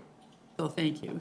And then I also wanted to say, you made a comment that, or on the slide anyway, that there were some anecdotal stories of not as many people in the civic campus area. And I would say when I walk in this area, that is my observation as well. So I do feel like, you know, that's some visible evidence of your success.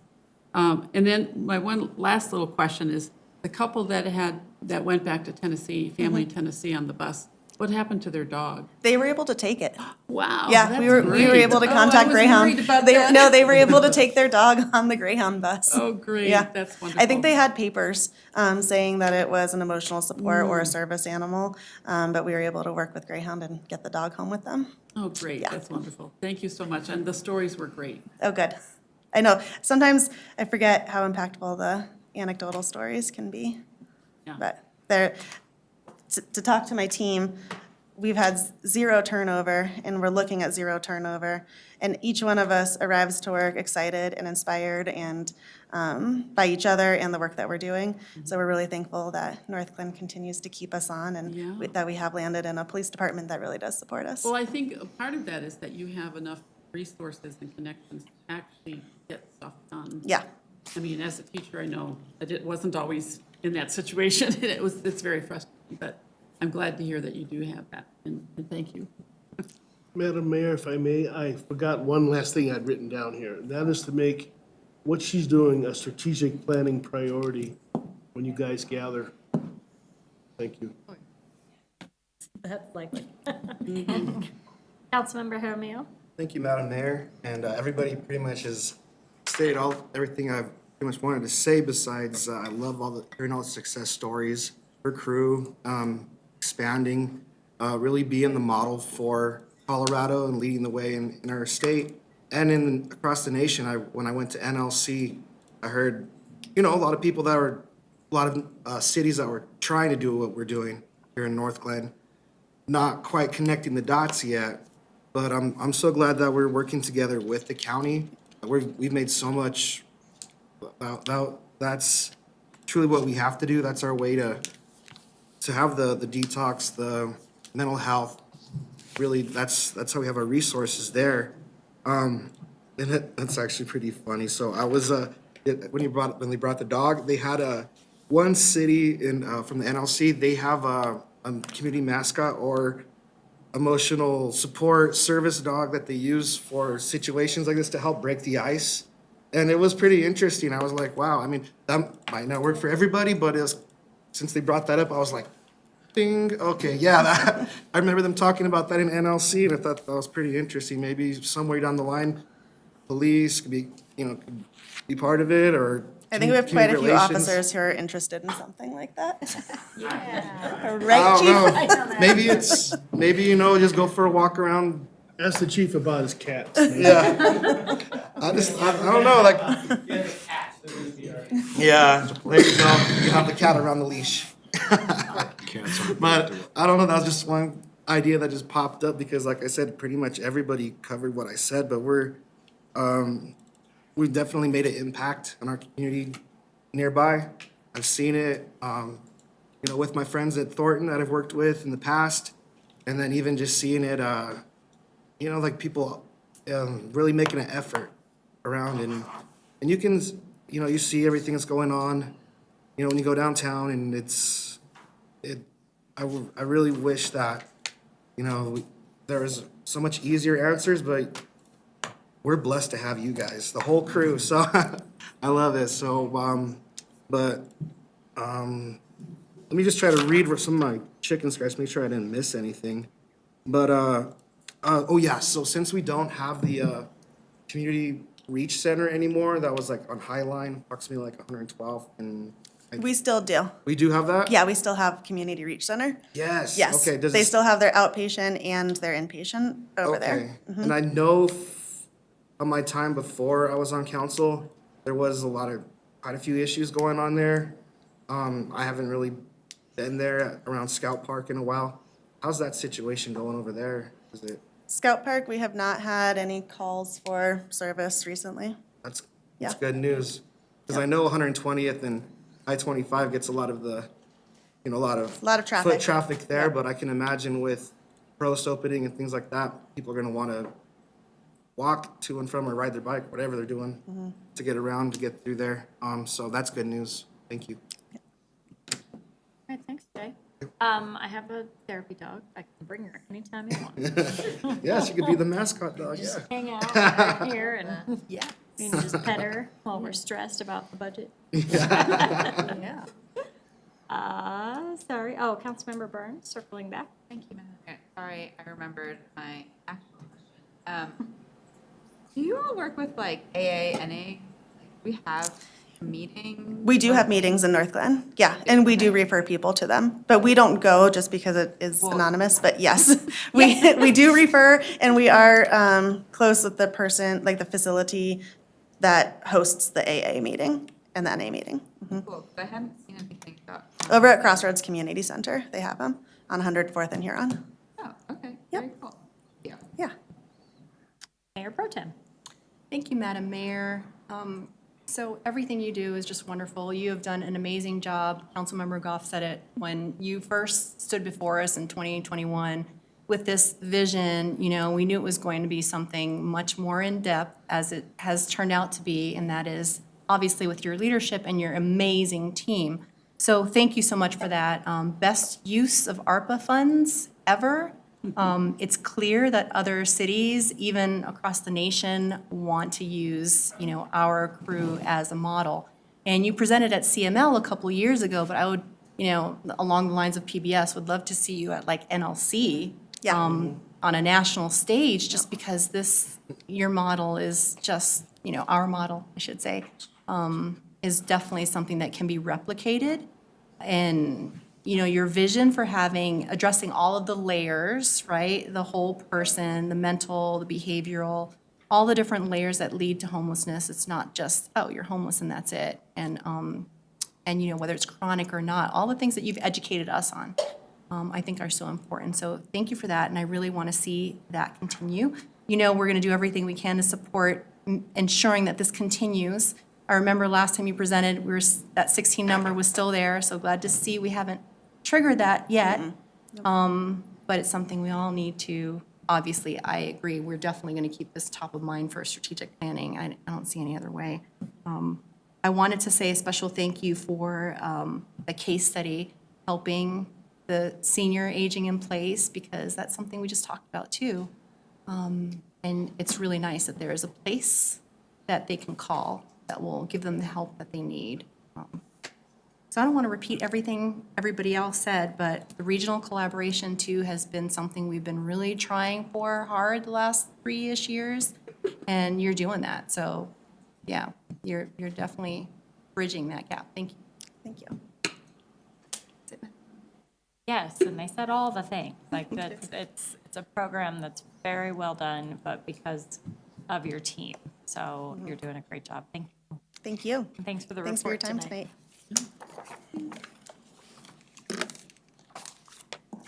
Okay, final thing, public invited to be heard. I don't see anybody else with us. Don't know if there's anyone on the phone. I don't believe so. We'll give it a minute. If you are on the phone, you can press *6 to unmute.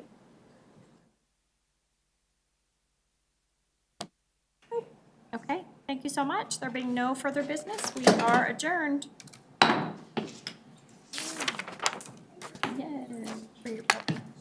I should. I didn't know if it was allowed. I checked.